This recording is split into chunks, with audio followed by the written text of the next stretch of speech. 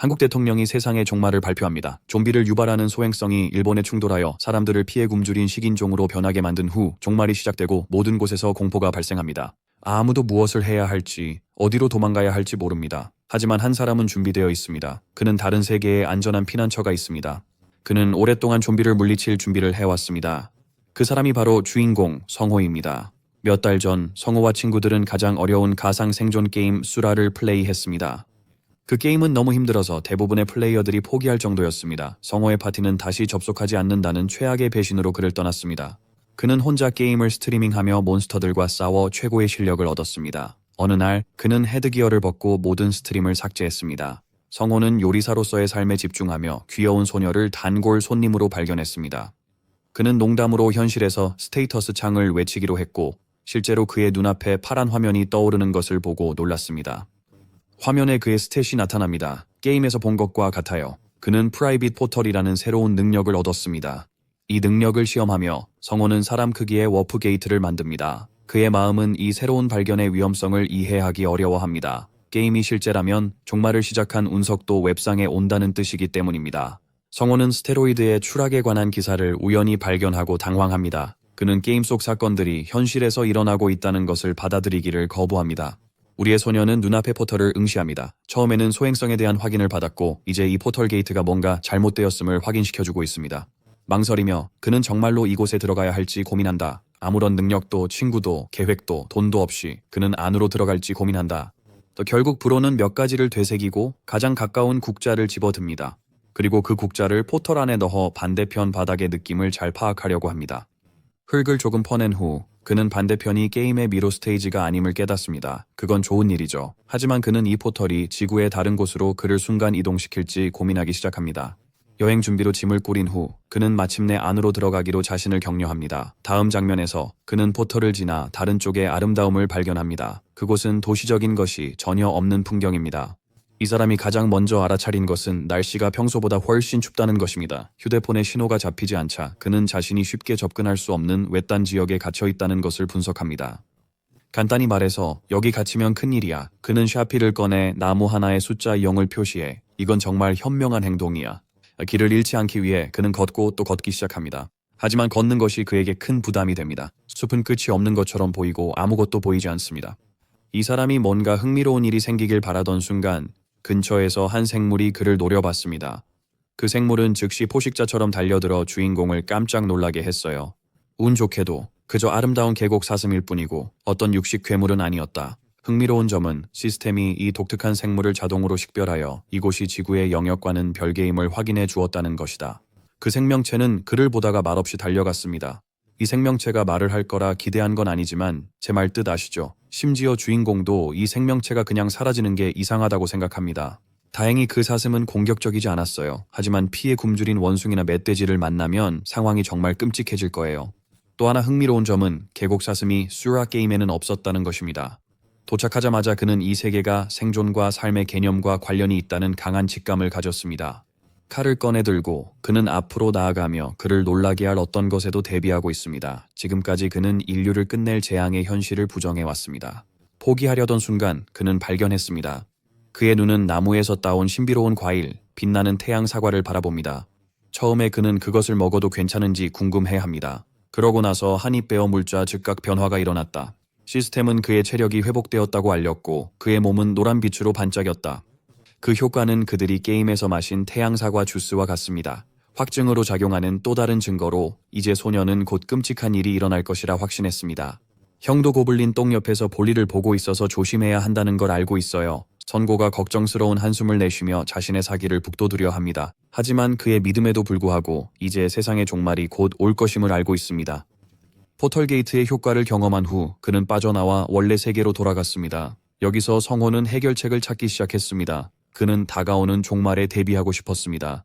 그래서 그가 처음 한 일은 게임 영상을 모두 검토해 개인 하드 드라이브에 저장하는 것이었어요. 다행히도 그는 게임할 때마다 스트리밍을 했습니다. 그래서 그는 데이터를 쉽게 저장했지만 이렇게 쓸 줄은 몰랐어요. 어느 날 소행성이 떨어진다는 소식을 들었습니다. 일본의 파괴는 종말의 시작과 함께 32일 후에 시작될 것입니다. 그때까지 그는 준비하기로 결심했습니다. 불행히도 그 게임은 최악의 메커니즘으로 가득 차 있었습니다. 그중 가장 미친 문제는 철의 죽음 질병이라는 것이었습니다. 이 작은 현상은 지구상의 모든 금속의 부식과 파괴를 초래했습니다. 건물들이 먼지로 변해 좀비 떼에게 유리했습니다.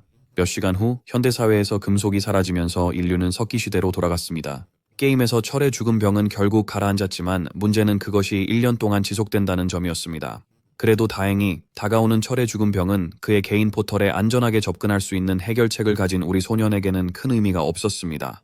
그의 새로 얻은 특성 덕분에 물론 성호는 그 질병이 포탈을 통과할 수 없을 것이라는 강한 가정을 하고 있었습니다. 분석을 마무리하면서 그는 프리미엄 등급 장비를 사기 위해 저축한 모든 돈을 계산했습니다. 브로는 콜 오브 듀티 좀비 아포칼립스 로비에 들어가려 했다. 그래서 생존 장비와 물자를 준비했다. 밤에는 포럼을 확인했다.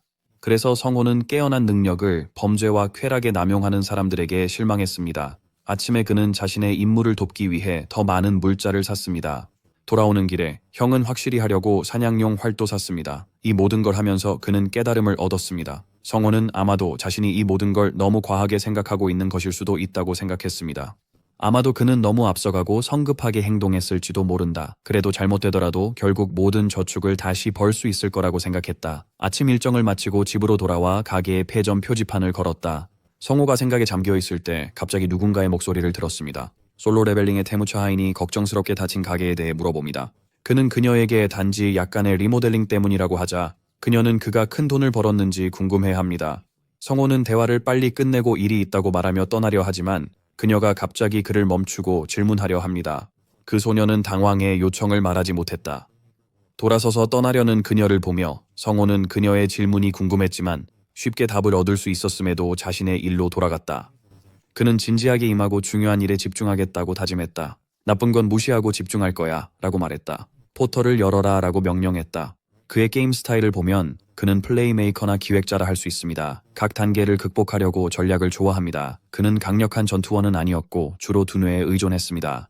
사실 솔에서는 능력치를 얻는 방법이 꽤 복잡합니다. 레벨업을 한 후에 바로 얻는 것이 아닙니다.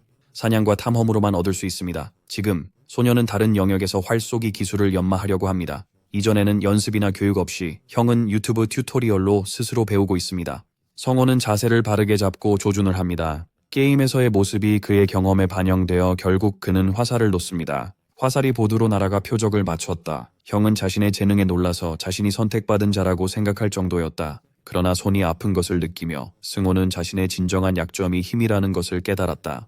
그래서 그는 운동에 집중하고 체력을 강화하고 싶어 합니다. 기본 준비가 완료되었으니 이제 다음 단계로 나아갈 것입니다.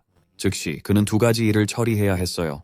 첫째는 몬스터를 잘 사냥할 방법을 구상하는 것이었고 둘째는 걱정 없이 물자를 저장할 본거지를 구축하는 것이었어요. 그러나 현재 그는 무기도 없고 물자도 전혀 없었다. 왜냐하면 그것들은 배송 중이었기 때문이다. 그때까지 그는 황금 사과를 사냥하며 그것들을 우연히 발견한 행운에 미쳐 있었다. 몇몇 지점을 표시한 후 그는 다가올 종말에 대비하는 방법을 익혔어요. 그의 초기 준비는 그가 수라에서 오래 생존할 수 있었던 이유와 같아요. 주위를 둘러보던 성호는 고블린의 배설물을 발견합니다. 그는 단순한 목표로 그것을 찾으려 했습니다. 고블린은 무리를 지어 행동하는 것을 좋아합니다. 땅에 똥이 하나만 있다는 건 그가 여기 어딘가에 있다는 걸 말해줘요. 똥 검사관 프로맥스는 그 똥을 보고 그 고블린이 아웃캐스트일 거라 판단해요.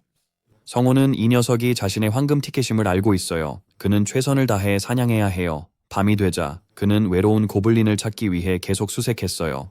그는 근처에서 늑대 소리를 들었고 이는 그가 계곡에 더 가까워졌음을 의미했어요. 그리고 찾던 고블린을 발견했죠. 성호는 나무 뒤에 숨었지만 그 생물이 게임 속 생물과 똑같이 생긴 것을 볼 수 있었어요. 고블린은 가장 낮은 등급의 몬스터로 여겨집니다. 그들의 유일한 무기는 창과 독화살입니다. 그들은 상대를 훼손하고 고문하는 것으로 가장 잘 알려져 있습니다.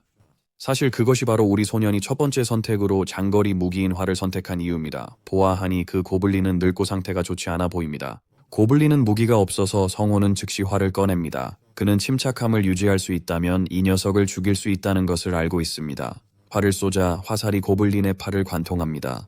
성호는 고블린의 머리를 겨냥했지만 결과에 만족하고 있습니다. 이 점을 이용해 두 번째 발사를 시도합니다. 하지만 고블린이 돌을 너무 세게 던져서 그의 무기가 손에서 날아가 버립니다. 쏘고 있다. 성호는 성숙하고 경험 많은 고블린과 맞서고 있음을 깨닫는다. 둘 다 근접 전투를 위해 칼을 준비한다. 성진우와 베루의 최종 대결이 시작된다. 젠장, 잠깐. 잘못된 이야기입니다. 성호는 칼을 준비해 고블린의 옆구리를 베려 합니다. 경험 많은 고블린은 피하고 성호의 무릎을 세게 때립니다. 땅에 쓰러뜨린 후 성호는 고블린을 덮쳐 등을 바닥에 대게 합니다. 여기서 그는 확실한 우위를 점합니다. 성호는 칼을 들어 생물의 가슴 깊숙이 찔러 넣어 고통의 비명을 지르게 합니다. 결국 그 눈에서 빛이 사라집니다. 첫 번째 사냥에 성공했고 그로 인해 성호는 2포인트를 획득합니다. 그는 자신이 해낸 일을 믿을 수 없습니다. 주변을 살펴보니 게임에서 구아카 가루와 식물성 기름을 발견합니다. 이를 조합하여 연고를 만듭니다. 하지만 먼저 빨리 파내야 했습니다. 이 고블린을 밖에 두는 건 위험해요. 그룹이 발견하고 성호를 사냥할 수 있거든요. 썩게 두는 것도 안 좋아요. 뼈 크리퍼로 변할 수 있으니까요. 성호는 근처에서 빨간 송어 2마리를 발견합니다. 성호는 자신이 공영에 처했음을 깨닫고 마음이 떨립니다. 시선을 돌립니다. 불어는 자신을 내려다보는 소름 끼치는 올빼미 괴물을 발견합니다. 이 부분 전에 우리는 세홍호가 플레이어였을 때 게임에서의 행적을 돌아봅니다. 그의 스트림 동안 그는 게임에 대한 다양한 자료 통찰을 모았습니다. 그의 채팅 멤버 중 일부는 그가 본격적으로 좋은 것들에 뛰어들도록 돈을 기부했습니다. 성호는 그것을 철저히 파헤쳐서 지난번에 고블린과 코볼트와의 경험을 설명했습니다. 뼈 크리퍼를 피하는 것도 중요합니다. 하지만 숲에는 게임에서 가장 위험한 2 생물이 있습니다. 그것들은 늑대인간과 올베어입니다. 올베어는 영토를 지키며 몬스터 생태계의 조화를 이룹니다. 스트리밍 시절을 떠올리며 성호는 마음속에 따뜻함을 느꼈습니다. 불성문이라는 사람이 있었는데 그는 항상 그를 위해 기뻐했습니다. 다른 사람들은 편안하고 약간 이상했어요. 특히 채팅에서 이유 없이 계속 멍멍이라고 타이핑하던 지지는 개 같은 사람이 있었어요. 이상하게도 성호는 왜 이런 행복한 기억들이 떠오르는지 궁금해합니다. 그가 눈앞에 있는 말 그대로의 공포의 화신을 마주하고 있어서일까요? 그의 생명을 끝낼 생명체, 성호는 현실을 받아들이기를 거부한다. 마치 그 기억들이 그에게 집중하라고 말하는 것 같다. 그는 계획을 세우기 위해 가능한 모든 순간을 활용합니다. 그는 올빼미곰이 눈앞의 모든 것을 찢을 정도로 매우 사납다는 것을 이미 알고 있습니다. 그 생물이 가만히 있는 건 그렇게 배고프지 않다는 걸 암시해요. 하지만 지금 그를 더 신경 쓰이게 하는 건 그들이 붉은 송어의 영토를 침범했다는 거예요. 이 중요한 요소들을 모두 고려한 끝에 성호는 이 악몽 같은 상황에서 벗어날 방법이 아마 하나뿐임을 깨닫습니다. 발을 돌리며 비록 그의 몸은 강성호의 초라한 체격일지라도 그의 마음속에서는 여전히 김밥 좋아임을 상기합니다. 이를 악물고 그는 괴물에게 맞서 싸우겠다고 도전한다. 그의 생존 의지를 마지막으로 선언하는 것이다. 괴물은 그를 주시하며 무시무시한 첫 공격을 시작한다.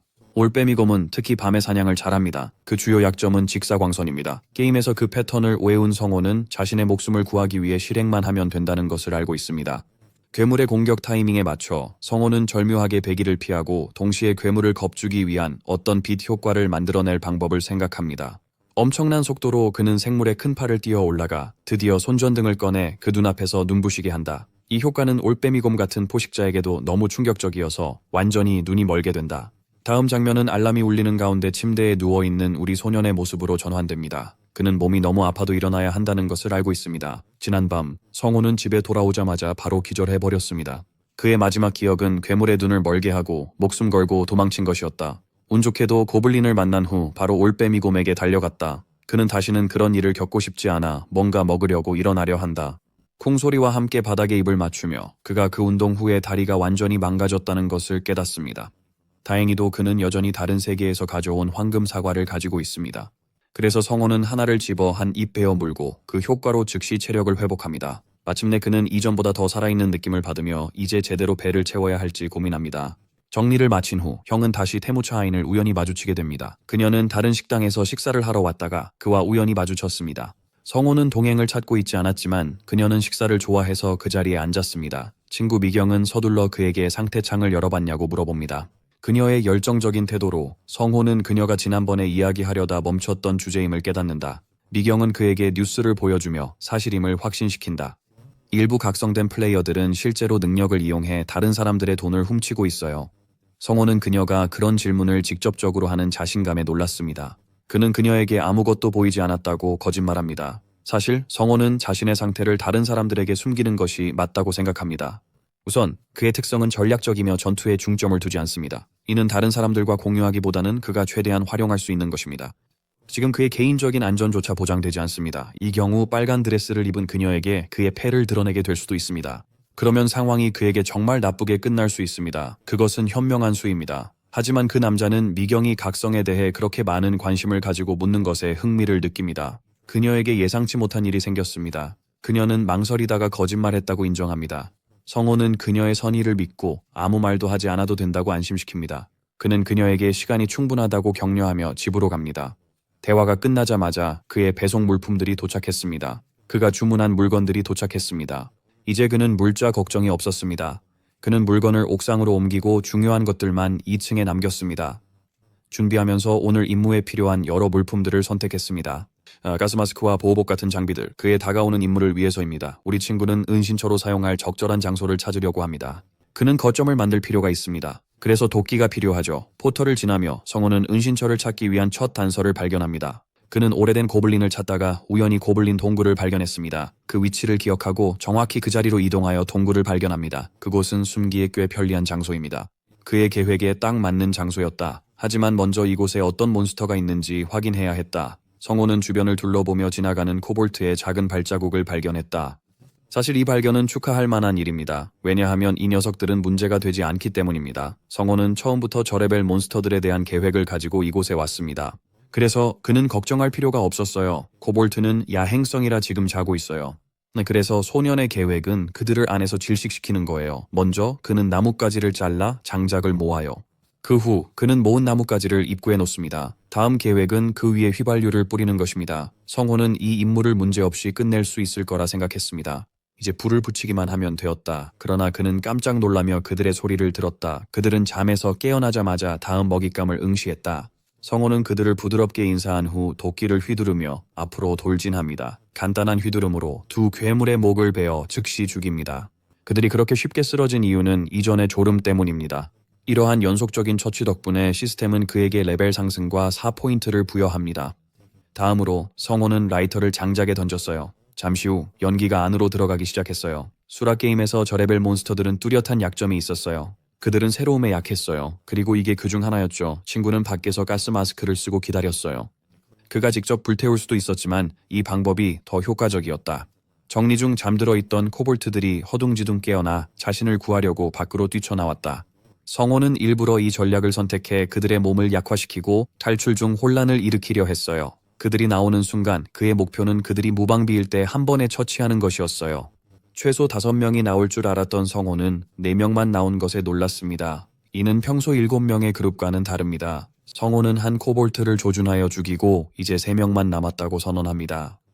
남은 3명이 그에게 달려들어 공격을 시도했어요. 하지만 친구는 도끼를 들고 준비되어 있었죠. 그는 그 무기를 휘둘러 그들을 쓰러뜨렸습니다. 또 다른 코볼트가 공격을 시도하지만 강력한 방귀 스프레이가 그를 눈앞에서 눈멀게 합니다. 아무것도 할 수 없기 전에 성호는 그 머리를 잘라냈고 이제 하나만 남았습니다. 소녀는 두려워하는 지도자를 내려다봅니다. 그는 사냥꾼이 되어 그들의 끝을 선언하고 은신처를 잘 활용하겠다고 약속합니다.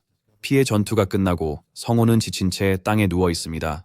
지금 그의 체력이 부족한 게 문제입니다. 그들을 물리치긴 쉬웠지만 흥미롭게도 시스템의 스탯은 게임과 비슷합니다. 피로 상태의 디버프 섹션에서 레벨업 후 상태 포인트가 증가하지 않는 것도 마찬가지입니다. 그래도 레벨업을 하면 결국 그에게 상점 아이템이 열리게 되니 그것만으로도 괜찮습니다. 지금 가장 좋은 점은 그가 개인 공간을 쓸 수 있다는 거예요. 하지만 소년이 내부를 깨끗하게 유지하고 싶어 했지만 코볼트들이 만든 엉망진창에 실망했어요. 은신처를 확보하자 청소가 시작됐습니다. 이 친구는 고블린 배설물을 너무 많이 치워서 지쳤어요. 그렇게 많은 청소는 정말 귀찮았어요. 제대로 싸움을 끝낸 후에 특히 더 그랬다. 성호는 쓰레기 속에서 사는 그 끔찍한 생명체들을 욕했다. 그래도 이제 더 이상 걱정할 건 없었다. 새 거점을 확보한 후 성호는 그의 세계로 돌아왔다. 쓰레기를 처리할 때마다 이 점이 있었다. 하지만 여전히 청소에 시간이 많이 걸렸고 그를 놀라게 한 것은 차원 간 물건 사용이 얼마나 쉬운지 발견한 것이었다. 그는 한쪽에서 파이프를 사용하고 다른 쪽에서 작동시켰는데 그 효과가 얼마나 좋은지 놀랐어요. 몇 시간 노력 끝에 그곳은 이제 반짝반짝 깨끗해졌습니다. 다음으로 그는 피얼룩을 제거하고 콘크리트를 부어 물건을 보관하기 쉽게 만들어야 해요. 그는 모르타르의 복잡함과 샌드위치 패널 사용을 고민합니다. 하지만 이 엉망인 동굴의 좋은 점은 발광석과 발화석이 많다는 것입니다. 이들은 게임에서 초보자용 돌이지만 이곳에 많아서 좋아요. 성호는 이제 이곳을 제대로 채굴할 이유가 생겼다. 다음 날 공사가 끝난 후 형은 삶의 끝에 서 있는 듯하다. 그는 매일 너무 열심히 일해서 온몸이 쑤신다. 팔을 확인하면서 그는 자신이 견뎌낸 몇 개의 상처에 놀랍니다. 다른 세계에서 모은 물건들이 테이블 옆에 놓여 있습니다. 성호는 이 기회를 이용해 연고를 만들어야 할지 고민합니다. 방법은 꽤 간단합니다. 구아카 가루와 채소를 같은 비율로 넣습니다. 그런 다음 저어줍니다. 자, 이렇게 해서 기본 치유용 낮은 수준의 연고가 완성됐어요. 요리에 대한 우리 친구의 배경 덕분에 요리사가 이걸 더 쉽게 만들 수 있어요. 그의 팔에 연고를 바르는 것만으로도 진전된 느낌이다. 하지만 성호는 그것을 계속해서 만들어야 할지도 모른다는 생각에 고민이 된다. 그는 기초에 집중해 능력치를 올릴까 고민합니다. 하지만 동시에 그는 목숨을 너무 걸고 있어서 그 빌어먹을 종말 전에 죽을 수도 있다는 생각을 합니다. 그렇게 되면 정말 웃기겠지만 성호는 위험을 감수하고 싶지 않아 총 같은 더 편리한 무기를 고려합니다. 갑자기 그의 머릿속에 한 생각이 떠오릅니다. 분명히 그가 사용할 수 있는 무언가가 있습니다. 게임의 주요 스토리라인과는 별개로 우리는 그 배경 이야기를 가지고 있지만 큰 문제는 그 배경 이야기가 다가오는 종말에 적용될 수 있을지입니다. 그 정보를 활용해 성호는 생각을 정리하며 그 배경 이야기가 실제로 일어나길 바랐다. 왜냐하면 그것이 상상도 못할 방식으로 그에게 이득이 되기 때문이다. 새로운 계획을 세운 후 그는 주문한 건축 자재를 가지러 옥상으로 올라갔다. 포털 게이트를 열고 우리 친구는 이 가방들을 하나씩 반대편으로 던지기 시작합니다. 그런 다음 다른 물건들을 집어들고 1층으로 내려갔습니다. 여기서 그는 짐을 옮기려던 순간 갑자기 그 소녀가 다시 나타났습니다. 성호는 그녀가 자신에게 너무 편해진 건 아닌지 의아해합니다.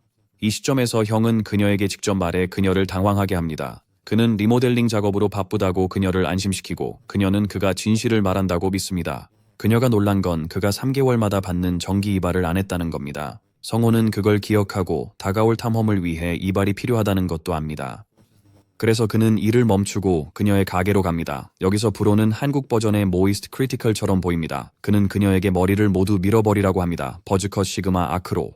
놀란 그녀는 그의 요청을 들어주기로 한다. 그녀가 흥미로워한 건 성호의 어깨가 더 넓어진 것이다. 솔직히 어떤 여자도 그런 말은 안 할 것이다.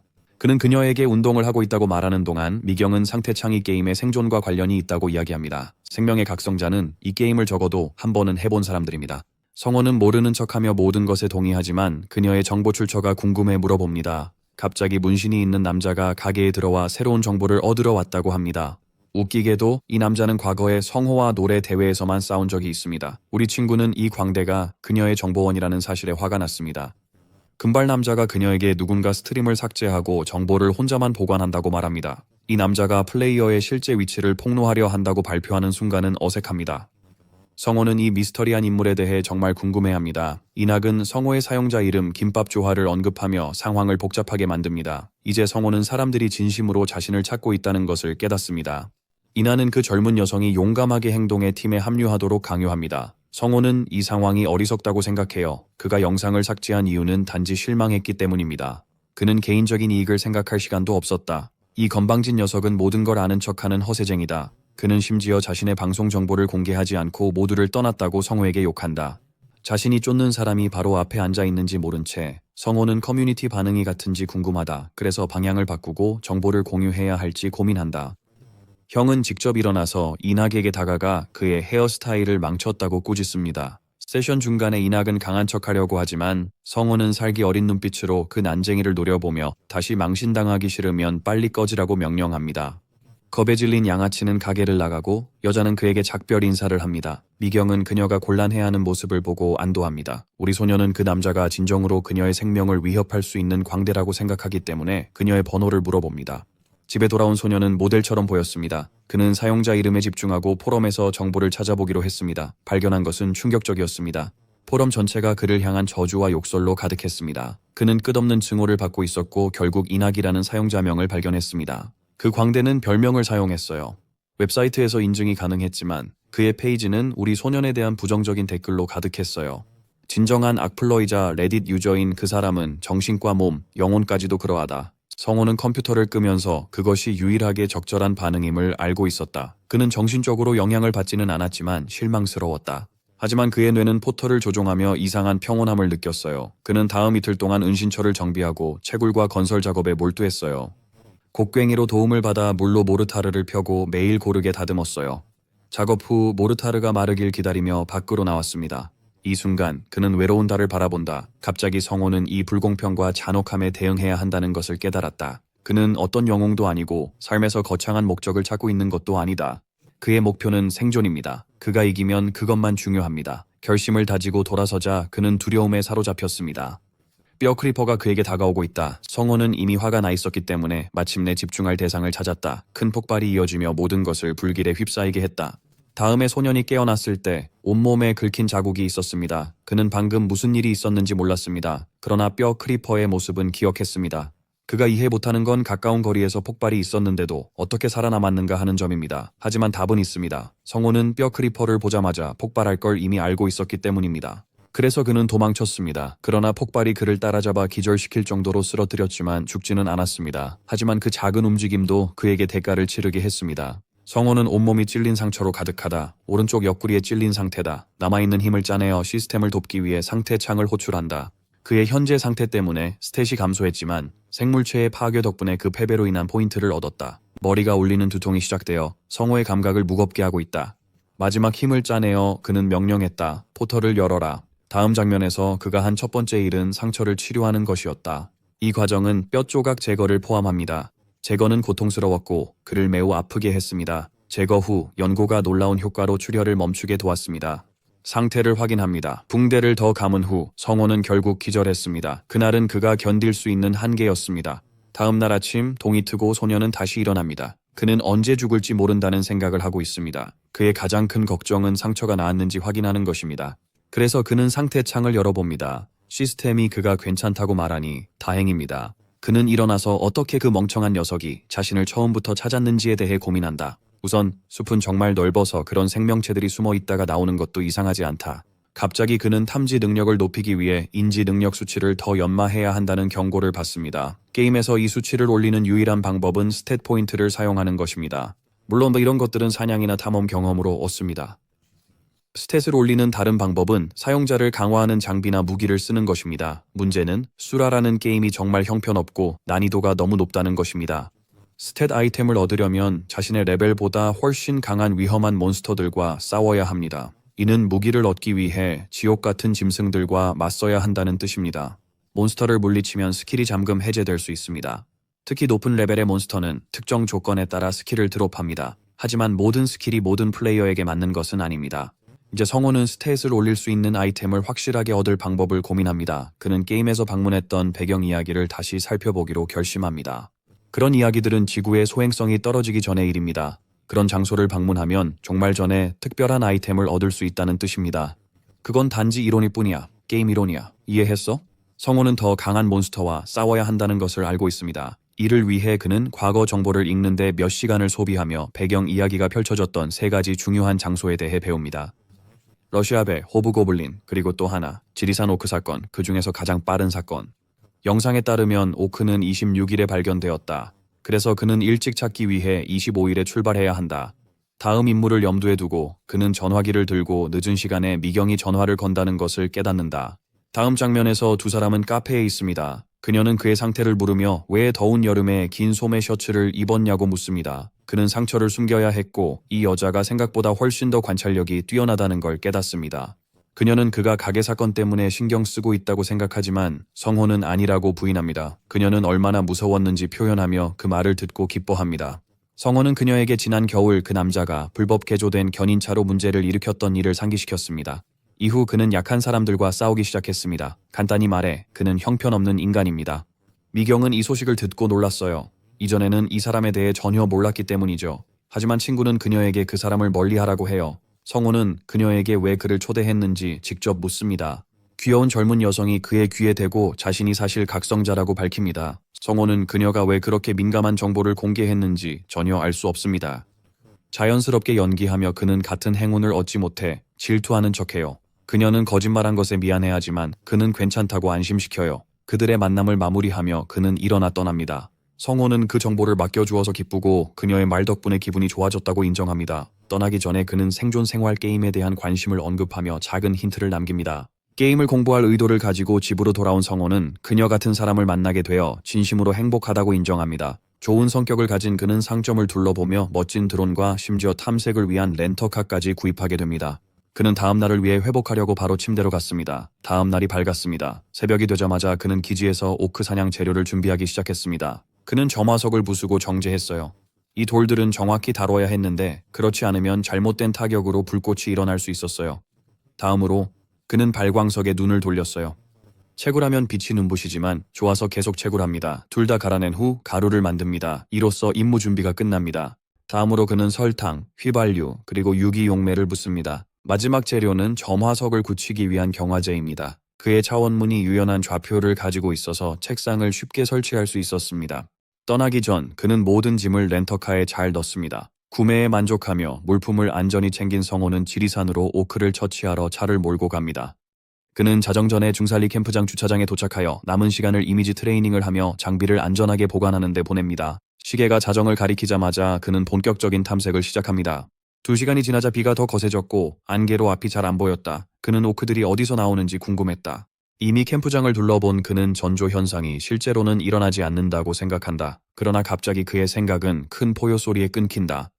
당황한 그는 뒤를 돌아본다. 소리가 난 곳이다. 어둡고 그림자 같은 형체가 그에게 다가온다.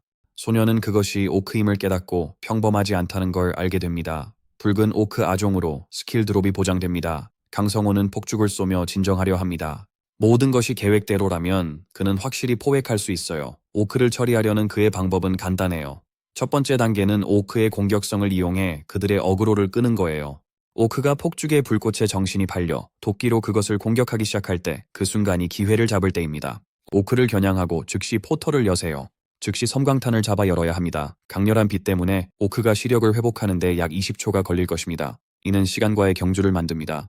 그런 다음 상태의 영향으로 느슨해진 오크의 근육을 파괴하세요. 그의 움직임을 완전히 줄이기 위해서입니다. 오크는 분노로 비명을 지르며 도끼로 공격합니다.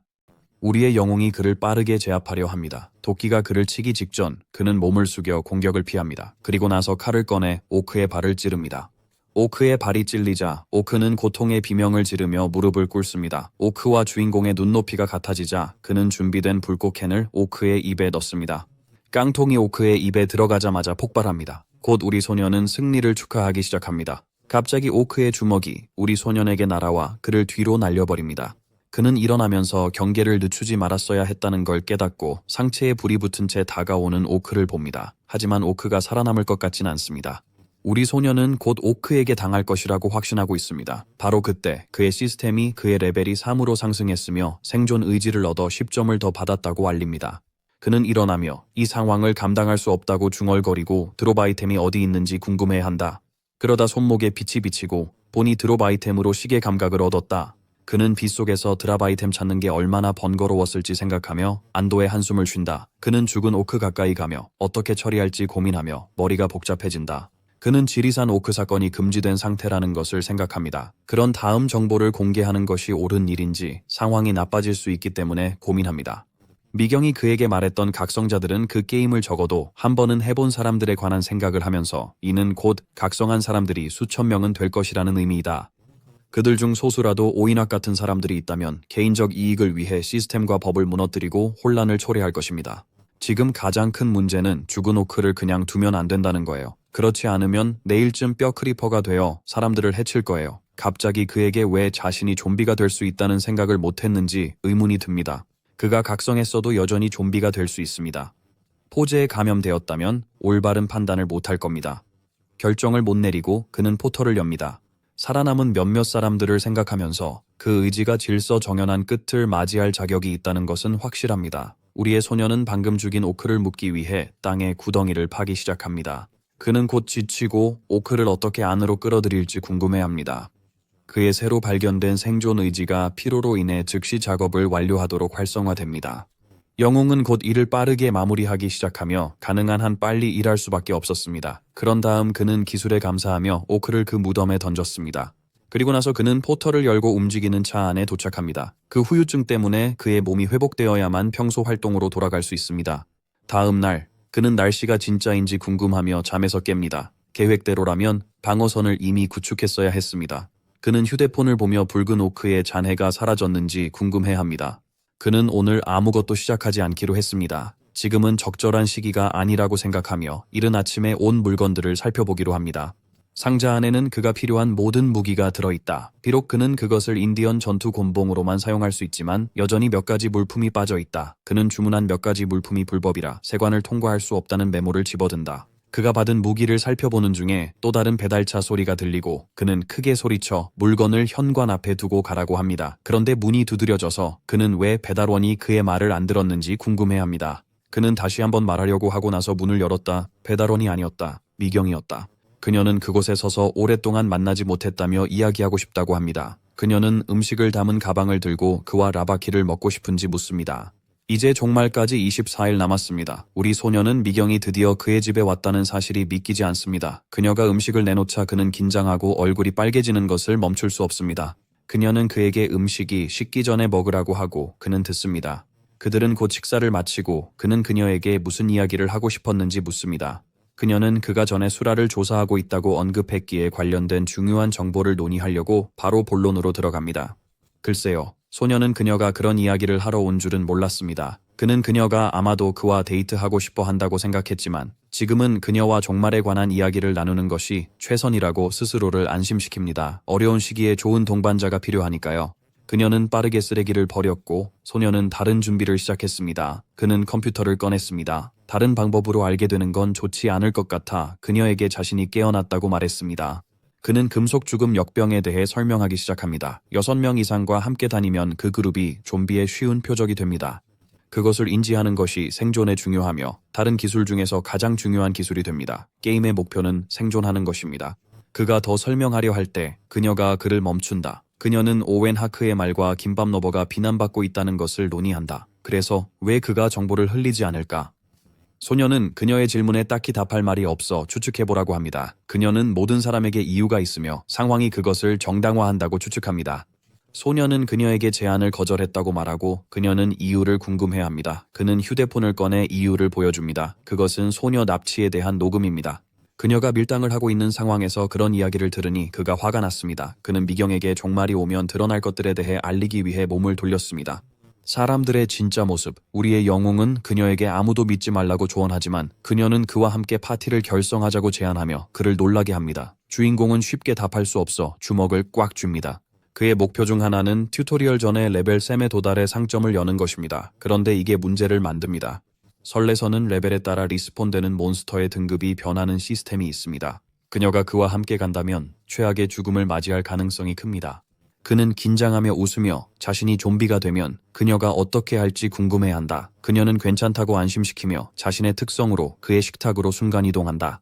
그녀는 블링크라는 특성을 자랑합니다. 그가 물려고 하면 피하기만 하면 된다고 말합니다. 그는 그녀의 능력에 놀라지만 아무에게나 보여주지 말라고 경고합니다. 그러나 그녀는 밝게 그를 믿는다고 말합니다. 그녀는 그들이 좀비가 안 된다면 좋은 팀이 될 거라고 제안합니다.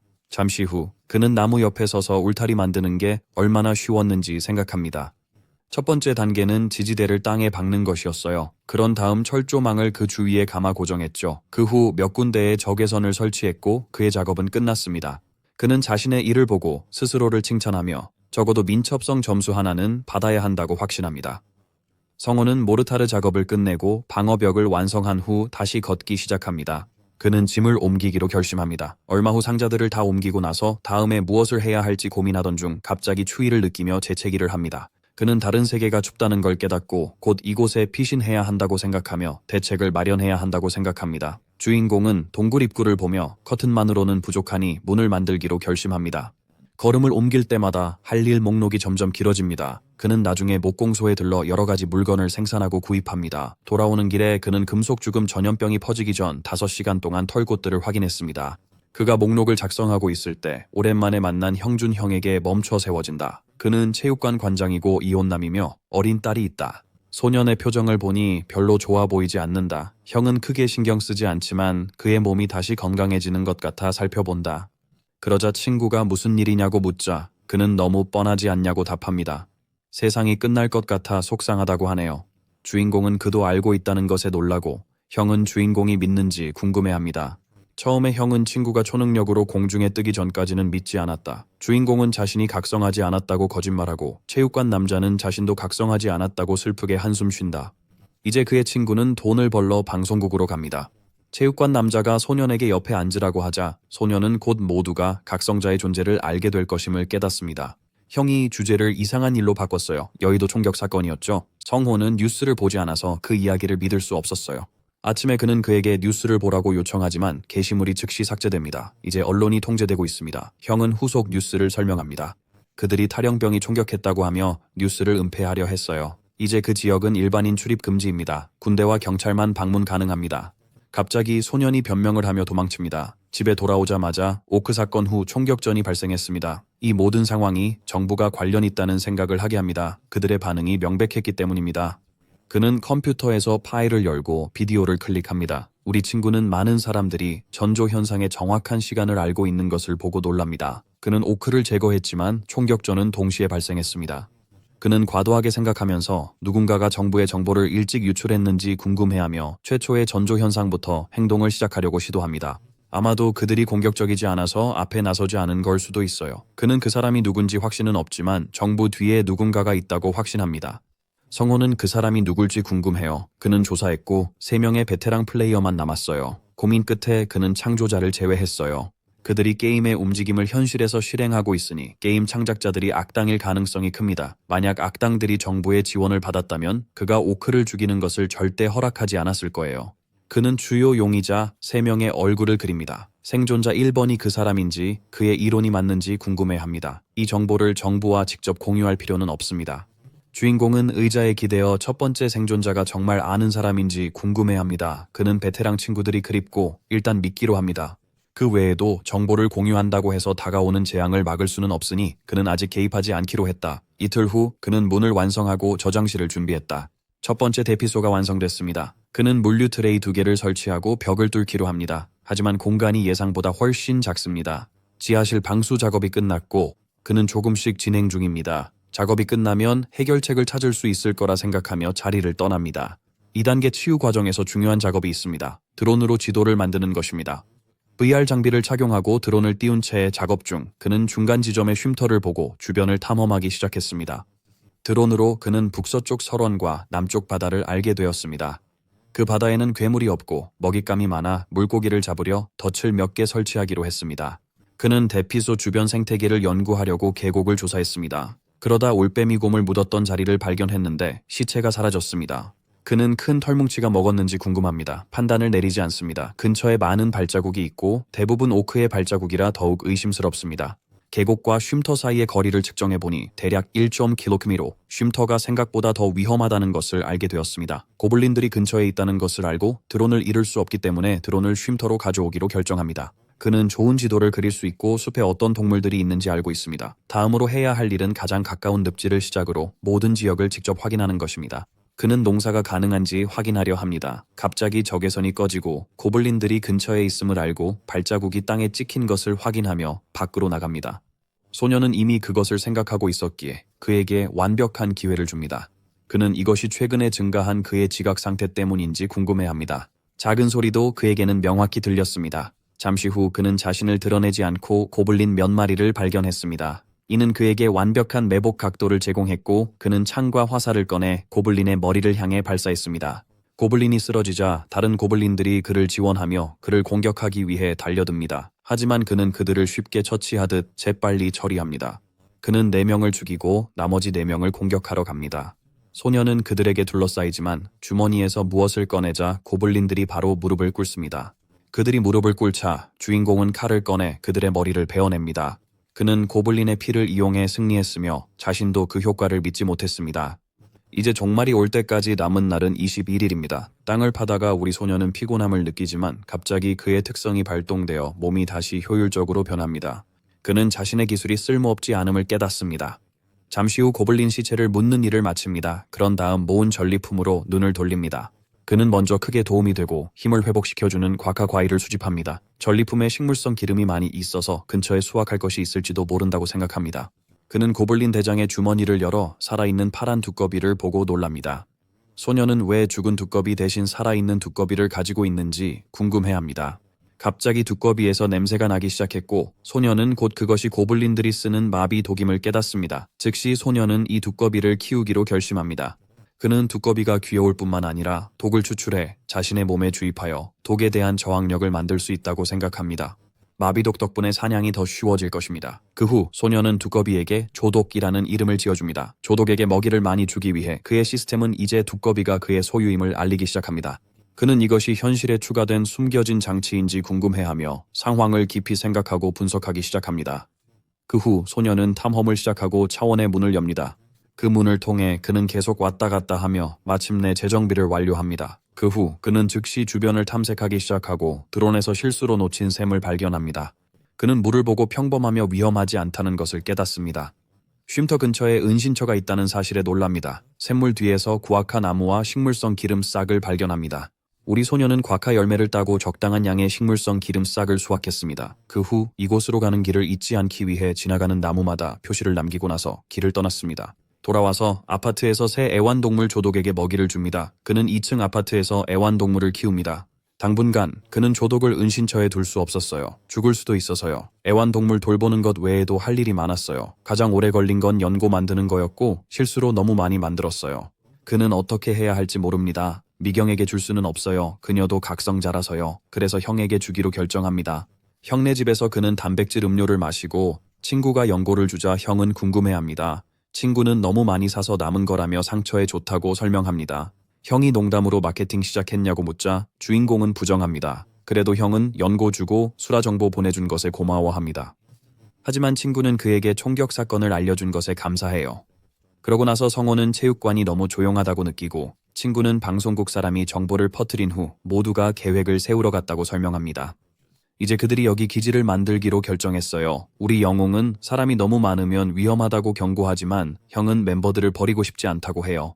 그는 그들에게 너무 충실해요. 그러자 형은 성호가 무엇을 할 계획인지 궁금해하지만 성호는 그저 대수롭지 않게 넘깁니다. 갑자기 비명이 들리고 성호는 그 소리가 익숙하다는 것을 깨닫습니다.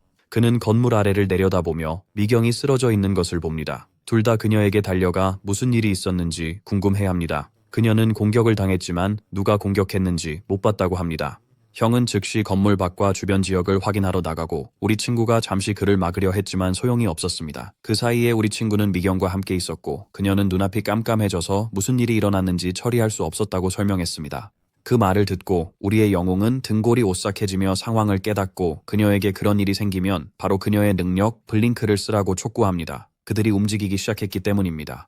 그는 곧 그녀에게 자기 방어 키트를 보내겠다고 확신시키고 이제부터 정말 조심해야 한다고 당부합니다. 종말이 다가오기까지 20일밖에 남지 않았습니다. 과거에 유명한 밈이 있어요. 5명 중 1명은 쓸모없기 마련이죠. 트롤러는 어디에나 존재하며 특히 술에 많습니다.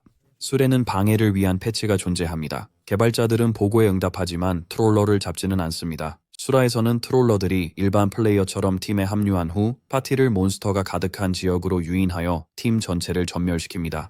초보자들에게 친절히 다가가서 나중에 그들을 죽이고 소지품을 훔칩니다. 트롤러들은 파티가 싸우게 하려고 온갖 짓을 했습니다.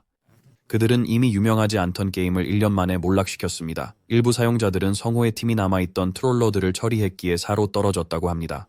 우리 소녀는 왜 이 모든 걸 설명하는지 궁금해하며 지금까지 발견한 걸 요약합니다. 여의도 총격 사건 후 각성자 커뮤니티가 합쳐졌습니다. 그들은 정보를 제공할 뿐 아니라 음모를 꾸미고 있습니다. 그는 사람들이 자신의 비디오를 판매한다는 사실을 알고 문장 중간에 멈춥니다. 주인공이 사이트를 더 탐색하며 그의 팀원 다와주즘이 트롤러였다는 걸 알게 됩니다. 그는 두두 SM의 영상 썸네일에서 김밥주에게 캐리당했다는 내용을 보고 놀랐다. 이제 성호는 그 트롤러가 편집된 영상으로 사람들을 유혹하려는 건지 궁금해한다. 놀랍게도 그는 도와주셈의 생각을 칭찬하며 박수를 치고 그런 사람들을 상대하기 위해 더 많은 훈련을 하기로 결심하며 몸을 풉니다. 다음 13일 동안 시간이 날 때마다 우리의 영웅은 온라인 생존 매튜브 채널에서 실제 전투에 사용할 수 있는 무기 사용법과 기술을 끊임없이 배웠습니다. 한편 그 기간 동안 그는 은신처를 포함한 공격하는 괴물들을 보았습니다. 게다가 와이어 질병을 고려하지 않은 여러 전략과 무기가 있었습니다. 따라서 그 13일간의 훈련 후에 성호는 마침내 주 무기를 선택하는 것을 기대하고 있습니다. 와이어 질병이 발생할 경우 사용할 수 있고 대인 전투와 몬스터 제거에도 좋은 무기를 말입니다. 그는 도구 가방을 열어 인디언 전투 곤봉, 나무 새총, 오커 점토 구슬, 수제석기를 발견합니다. 그러나 그중 어느 것도 그의 조건에 맞지 않습니다. 주인공은 처음에 새총을 사용해보기로 결정합니다. 새총은 여러모로 유용성이 높습니다. 그러나 황토 점토 구슬은 힘이 약해서 애매합니다. 다음으로 그는 인디언 전쟁 곤봉을 사용하기로 결정합니다. 그는 와이어 질병이 당연하게 여겨지면 더 이상 걱정할 필요가 없다고 생각합니다. 좀비를 제거하는 가장 쉬운 방법은 무딘 무기로 두개골 안에 있는 포자를 파괴하는 것입니다. 그가 레벨 10에 도달한 후 처음 구매한 무기는 타격 무기인 흑단 나무 클럽이었습니다. 그래서 숙련도를 높이는 것이 필수적이었죠.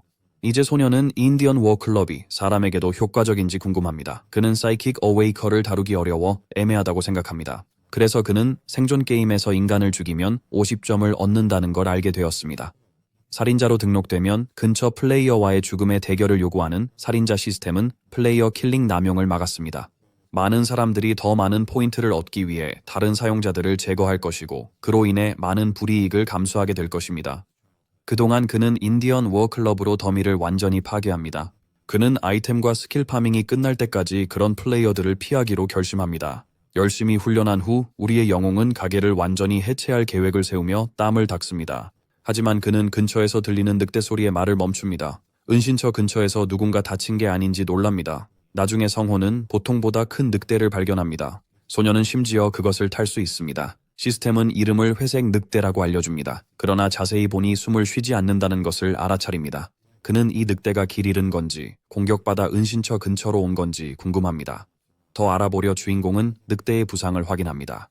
그러나 갑자기 어린 새끼 늑대가 그의 등을 쳤다. 성호는 죽은 늑대가 이 새끼 늑대의 어미라는 걸 알게 된다. 새끼 늑대는 어미를 지키려 어미와 성호 사이에 서 있다. 그는 그 작은 늑대를 어미로부터 억지로 떼어낼 수 없어 당황한다. 그는 삽을 잡고 우리 영웅은 죽은 늑대를 빨리 묶기로 결심한다.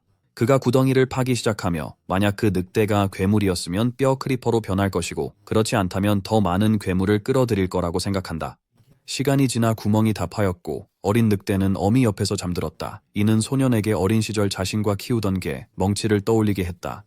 그는 작은 늑대를 안고 어미 늑대가 여기서 잘 거라고 설명했어요. 또한 은신처 문에 개구멍을 만들 계획이라 언제든 어미를 방문할 수 있다고 덧붙였어요.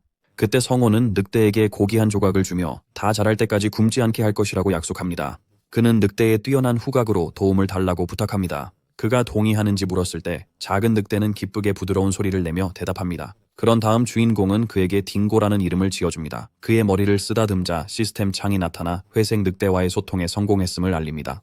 이 회색 늑대 딩고는 그의 소유로 간주될 것입니다. 그렇게 해서 종말이 오기까지 19일이 남았습니다. 그래서 성호는 딩고를 훈련시키느라 바쁩니다. 그는 방금 가르친 동작을 반복하라고 합니다. 주인공이 손이라고 하면 딩고는 주인의 손에 발을 올립니다. 그런 다음 늑대는 지시대로 달리고 앉고 눕고 조용히 있으면서 주인공의 모든 명령을 따릅니다. 마지막으로 그는 큰 뼈 조각을 던졌고 딩고는 뛰어올라 성공적으로 잡습니다. 주인공은 그것이 빨리 배우는 것을 보며 만족해하고 아마도 다른 세계에서 왔기 때문일 것이라 생각합니다. 그는 뛰어난 후각 추적 능력을 떠올리며 딩고를 행운의 묶음이자 축복으로 여깁니다. 그는 사랑스러운 동반자를 키스로 보살피고 무언가 말하려 하지만 전화가 울립니다. 성호가 전화를 받자 형으로부터 웹에서 부양을 검색해보라는 메시지를 본다. 이후 우리의 주인공은 첫 번째 초인이라고 불리는 사람에 대한 기사를 발견한다. 좀비와 괴물이 곧 나타나 재앙을 가져올 거라고 주장하는 사람이 있어요. 그 기사는 댓글에서 1위를 차지했어요. 사람들은 회의적이고 방송 채널이 단지 시청률을 위해 이런 일을 했다고 믿어요. 그는 시대에 대해 모르는 사람들이 많지만 각성자들은 놀라고 있다고 언급한다. 댓글 섹션에서는 정보가 적게 공유될 때 화내는 사람들과 자신이 아는 것이 퍼질 때 화내는 사람들을 보며 재미있어 한다. 다음으로 주인공은 정부의 반응이 궁금합니다. 그는 충격과 초능력 관련 집회가 열리고 있음을 알지만 그런 일에 관여하지 않기로 마음먹고 정신을 차립니다. 그는 두 번째 징조인 호브고블린 사건이 일어나면 정부가 결국 움직일 것이라 암시합니다. 성호는 시간을 낭비하지 않기로 결심합니다. 그는 딩고에게 오늘부터 탐험을 시작하겠다고 말합니다. 속으로 소녀는 철저한 준비가 해결 책임을 알고 딩고도 열심인 것 같아요. 나중에 그들은 포털 세계로 들어가고 성호는 왜 딩고와 차원 간 탐험을 선택했는지 되새깁니다. 그는 딩고에게 작은 주머니를 맡기고 찾으라고 합니다. 탐험의 첫 번째 이유는 호브고블린 사건에 대비하기 위함입니다. 딩고가 고블린의 냄새를 각인시킬 필요가 있습니다. 딩고는 덤불 속에서 고기를 찾아내 지졌고 주인공은 남은 냄새로 찾아낸 딩고가 자랑스럽습니다. 두 번째 이유는 딩고가 전투 상황에서도 침착하게 명령을 따를 수 있는지 시험하기 위해서입니다. 그는 신호를 보내자 늑대는 즉시 정확하게 앞으로 돌진합니다. 딩고는 풀밭에서 토끼를 사냥하고 주인공은 그것을 칭찬합니다. 탐험의 세 번째 이유는 이 세계에서 사냥이 가능한지를 확인하기 위함입니다. 성호는 딩고에게 다가가 사냥감을 살펴보며 죽은 토끼를 보고 강한 발톱과 큰 크기를 주목합니다. 그 후 소년과 작은 늑대는 계속 탐험하며 딩고의 인지가 통계로 어떻게 보일지 궁금해하며 확인하려 계곡으로 가기로 결심합니다. 그러자 시스템 창이 나타나 딩고의 체력이 1 증가했다고 알립니다. 김바포로서 자신의 체력 수치가 170이었던 것을 기억하며 우리 주인공은 딩고가 얼마나 빠르게 성장하고 있는지 감탄합니다. 딩고가 갑자기 기침하자 주인공은 급히 물을 주러 달려갑니다. 그는 파트너에게 숲에 혼자 들어가지 말라고 상기시킵니다. 딩고가 물을 마시는 동안 소녀는 근처에 큰 초록색 고추를 발견하고 그것을 먹었는지 궁금해합니다.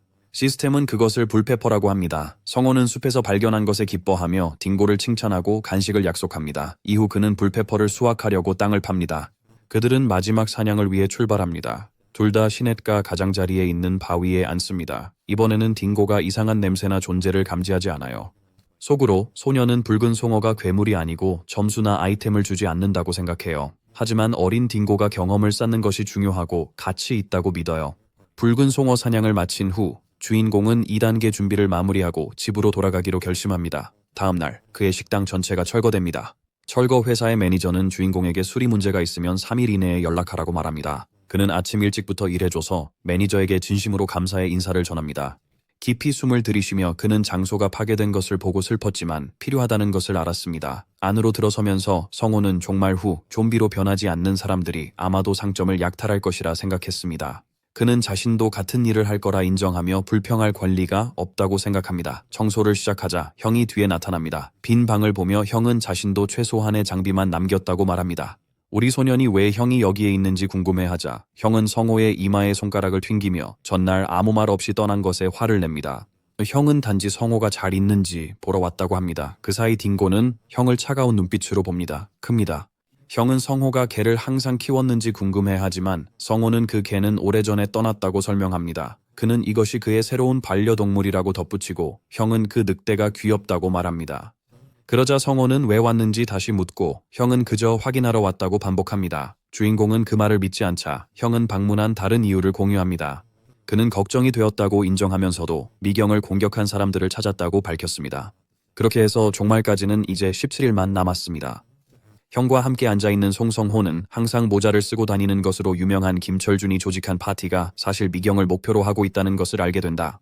형은 또한 우리 소년이 싫어하는 견인차가 그들의 파티와 관련이 있다고 언급합니다. 그는 앞에 있는 산을 가리키며 산 기슭 근처가 재개발이 중단된 곳인지 묻고 그들의 은신처가 그곳에 있다고 덧붙입니다. 하지만 주인공은 형이 이 모든 걸 어떻게 알았는지 궁금해하고 형은 단서들이 자연스럽게 맞아떨어졌다고 설명해요. 그는 공중부양할 수 있는 한진성이 최근 예능 프로그램에 나왔고 형이 직접 그에게 물어봤다고 말합니다. 한진은 첼준의 그룹을 전에 만난 적이 있다고 밝혔지만 그들의 멤버들이 모두 불쾌해서 성격이 맞지 않아 그들과 함께 있기를 거부했다고 했습니다. 미경에게 일어난 일 이후 모든 여성 멤버들이 파티를 떠나기 시작했어요. 이탈 이유를 묻자 그 여성들은 다른 각성자 파티로부터 제안을 받았다고만 했습니다. 형이 성호의 의견을 묻자 우리 주인공은 미경과 달리 다른 여성 멤버들은 속아서 가입했을 것이라고 대답합니다. 그러자 형은 갑자기 이제 그들의 파티가 자신을 포함해 4명으로 줄었다고 밝힙니다. 이 사실은 소년을 놀라게 했어요. 며칠 전만 해도 20명의 멤버가 있었던 걸 기억하거든요.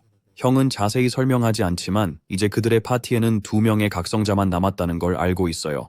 성호는 이 상황을 이해하기 힘들어하며 그들이 떠나기로 결정한 멤버들을 위해 호의를 베풀었던 것을 떠올립니다. 하지만 형은 침착하게 이게 그냥 원래 그런 것이라고 주인공에게 말합니다.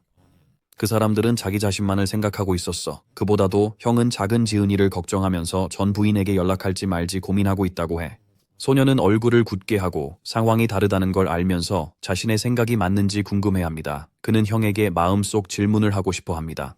주인공은 종말이 오면 사람들이 형을 위협할 때 형이 어떻게 할지 궁금합니다. 그가 말을 마치기도 전에 형은 그들을 주저없이 죽일 것이라고 단언합니다. 형은 다른 사람을 해치지 않는다는 원칙이 있지만 법이 없는 재난 상황에서는 다른 선택이 없다고 말합니다. 그는 그런 시기에는 악이 살아남을 공간이 없다고 믿습니다. 그러자 형은 궁금해하며 성호에게 왜 그런 질문을 했냐고 묻습니다. 그에게 어울리지 않는 질문이라고 하면서요. 주인공은 명확한 답을 피하고 그때 누군가 도움을 요청하는 소리가 들립니다. 소리는 우리 영웅의 휴대전화에서 나옵니다. 형은 잃어버린 아이의 소리가 아닌지 궁금해하지만 성호는 지도를 확인하고 형에게 딩고를 잠시 돌봐달라고 요청합니다. 다른 곳에서 미경은 나쁜 사람들에게 둘러싸여 있고 조난 신호를 보낸 것처럼 보입니다. 견인차 집행자 안인학은 비웃으며 미경에게 왜 소란을 피우냐고 묻고 내려오라고 요구합니다. 이에 미경은 옥상 가장자리에 서서 외쳤다. 이미 거절했는데도 그들이 계속 쫓아왔다고 말했다. 왜 이런 짓을 하는지 알고 싶다고 했다. 오은이는 그녀에게 다시 생각하라고 권하지만 김철과 마정이는 나서서 자신들 방식대로 처리하겠다고 주장하며 이곳이 재개발 지역이라 아무도 미경을 구하러 오지 않을 거라고 지적합니다.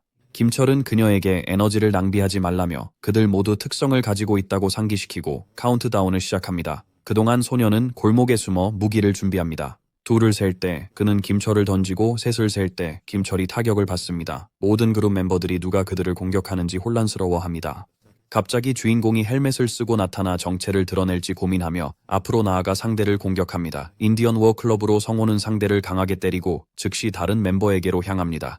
그는 검은 에너지를 방출해 우리 영웅은 그의 시야 차단 능력을 의심합니다. 하지만 성호는 그를 타격할 수 있습니다. 이제 영웅은 숨을 거칠게 몰아쉬고 미경은 그에게 조심하라고 경고합니다.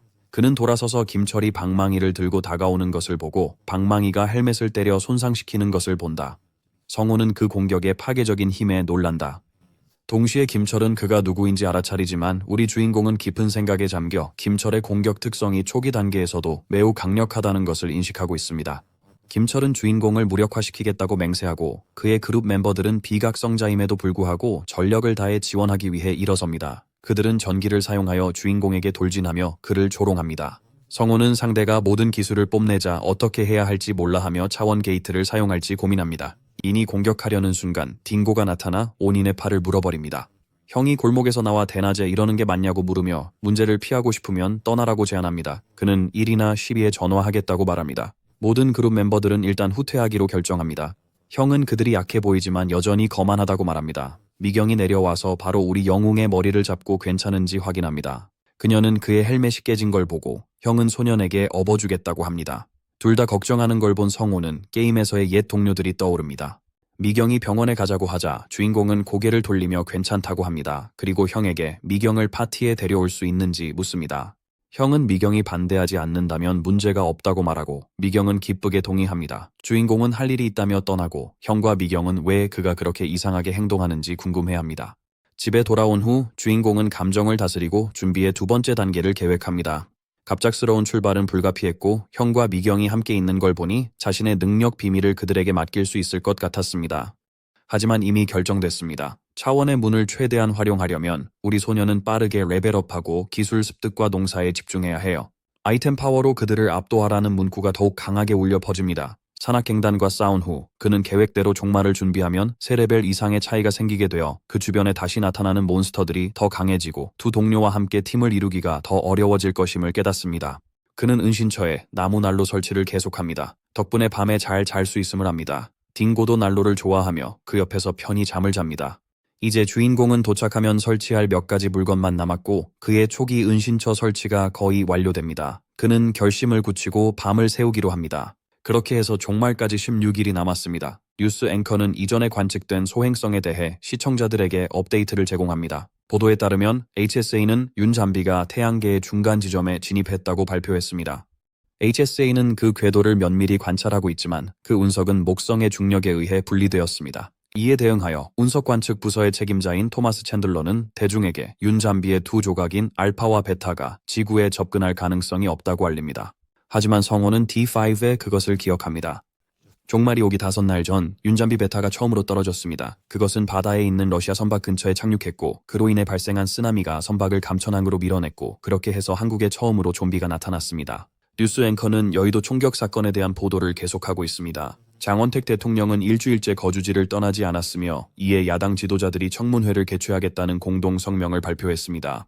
일부 사람들은 이것이 각성자와 다가오는 재앙에 대한 소문과 관련이 있다고 말합니다. 이를 들으면서 우리 소녀는 정말로 세상의 끝이라고 인정합니다.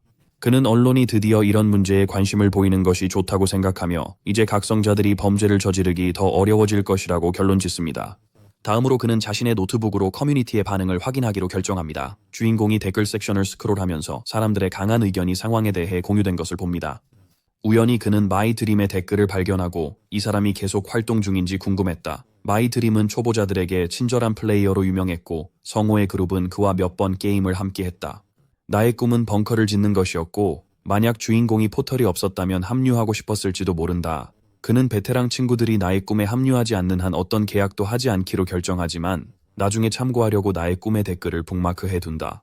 노트북을 닫은 후 우리의 주인공은 두 번째 은신처를 짓는 것을 기대합니다. 다음 날 성호는 자신의 은신처 앞에 서서 이틀 밤을 새는 것이 가능하다는 것을 깨닫습니다.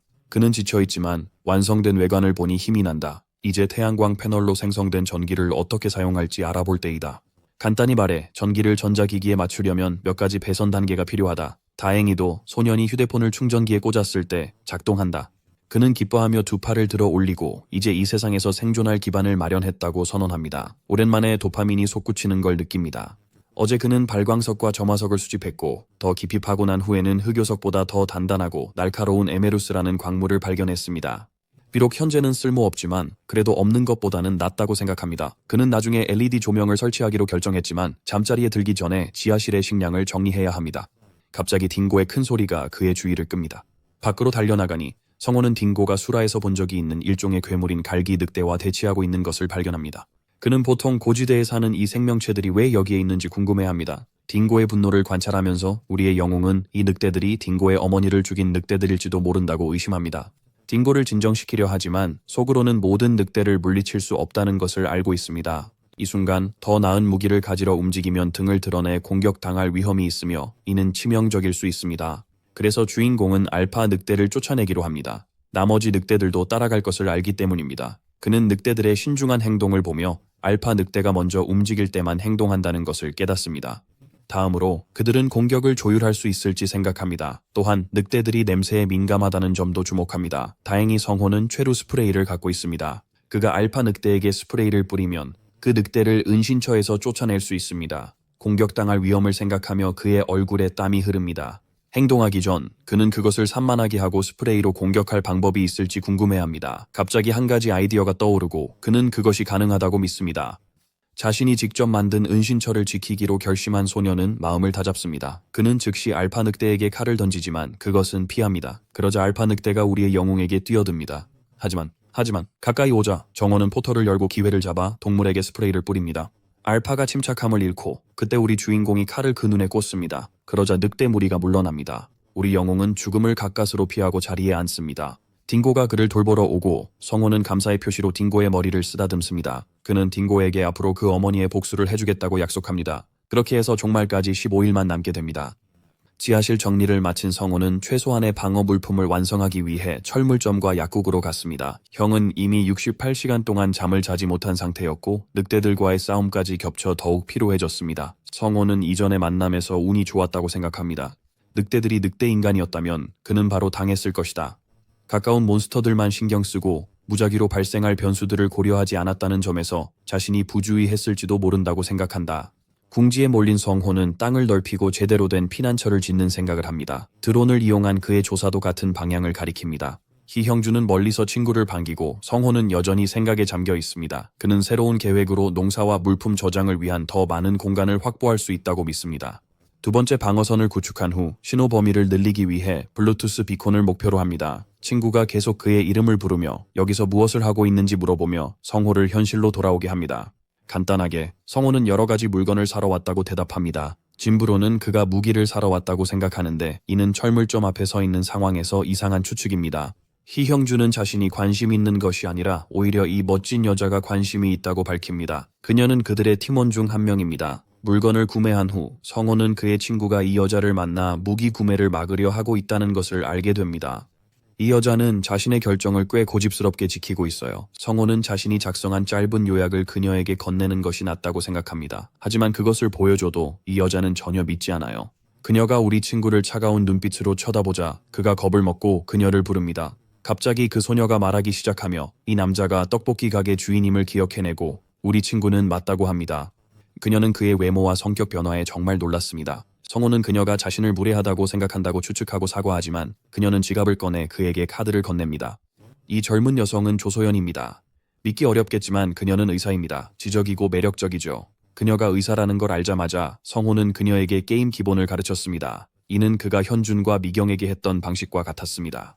의사는 별로 신경 안 쓴다고 결론 지었어요. 그녀는 그 게임에 과학적 답이 없다고 생각하죠. 성호는 그냥 머리 비우고 하는 게임이라고 했지만 수연은 아직 끝나지 않았어요. 한 가지 그녀를 신경 쓰이게 하는 게 있다. 그녀는 그가 깨어난 사람이라고 바로 지적한다. 우리의 친구는 그녀의 추측에 약간 실망하지만 수연은 정말 똑똑하다. 그녀는 그의 게임 설명이 너무 생생해서 이 남자가 그 게임을 안 해봤을 가능성은 없다고 확신합니다. 수연은 그 생각을 더는 추구하지 않고 그의 요약에 감사 인사를 전합니다. 한편 형주는 제대로 설명하지 못한 것에 질투를 느끼고 있습니다. 의사는 웃으며 그에게 세영호가 게임에 대해 가지고 있는 깊이에 비할 바가 아니라고 말합니다. 그의 도움에 감사하며 수연은 좋은 사람인 성호와 친구가 됩니다. 또 다른 멋진 인물이 하렘 명단에 추가되었습니다. 바로 다음 날 우리 소녀는 방으로 돌아와 창날을 닫고 있습니다. 새 무기가 꽤 좋아 보여서 그는 전투에서 시험해 보고 싶어 해요. 성호의 초기 준비는 이제 끝났으니 그는 우리의 좋아하는 게 딩고를 불러 어머니의 복수를 하러 갈 거라고 설명해요. 복수라고 할 수는 없지만 누군가가 성호의 은신처를 발견하면 큰 문제가 될 거예요. 그래서 그들은 빨리 행동해서 그 위험한 사람들을 신속히 처리해야 합니다. 다음 장면에서 존 윅과 그에게는 적들을 처리할 준비가 되어 있습니다. 이번 임무에서 딩고는 중요한 역할을 합니다. 현재 그들은 늑대 무리를 바라보고 있습니다. 이상하게도 눈에 보이는 건 네 마리뿐이에요. 흥미로운 건 그들 중에 알파 늑대가 없다는 점이죠. 자세히 보니 성호는 무슨 일이 일어나고 있는지 깨닫습니다. 올빼미 곰이 사납게 늑대들의 살을 찢고 있습니다. 몇 마리를 함께 도륙한 후 성호는 이 친구가 여러 마리를 정리하는데 꽤 편리하다고 생각합니다. 인간이 이끄는 늑대 무리에 대해 말하자면 알파를 잃는 순간 무리가 무너집니다. 지도자가 없으면 그들의 감각이 흩어지고 매우 혼란스러워져서 협동이 부족하게 됩니다. 지금이야말로 우리 친구가 하나씩 처리할 완벽한 순간입니다. 마침 한 마리의 늑대가 그를 향해 달려오지만 성호는 여유롭게 그의 거미줄 함정을 펼쳐 쉽게 잡아냅니다.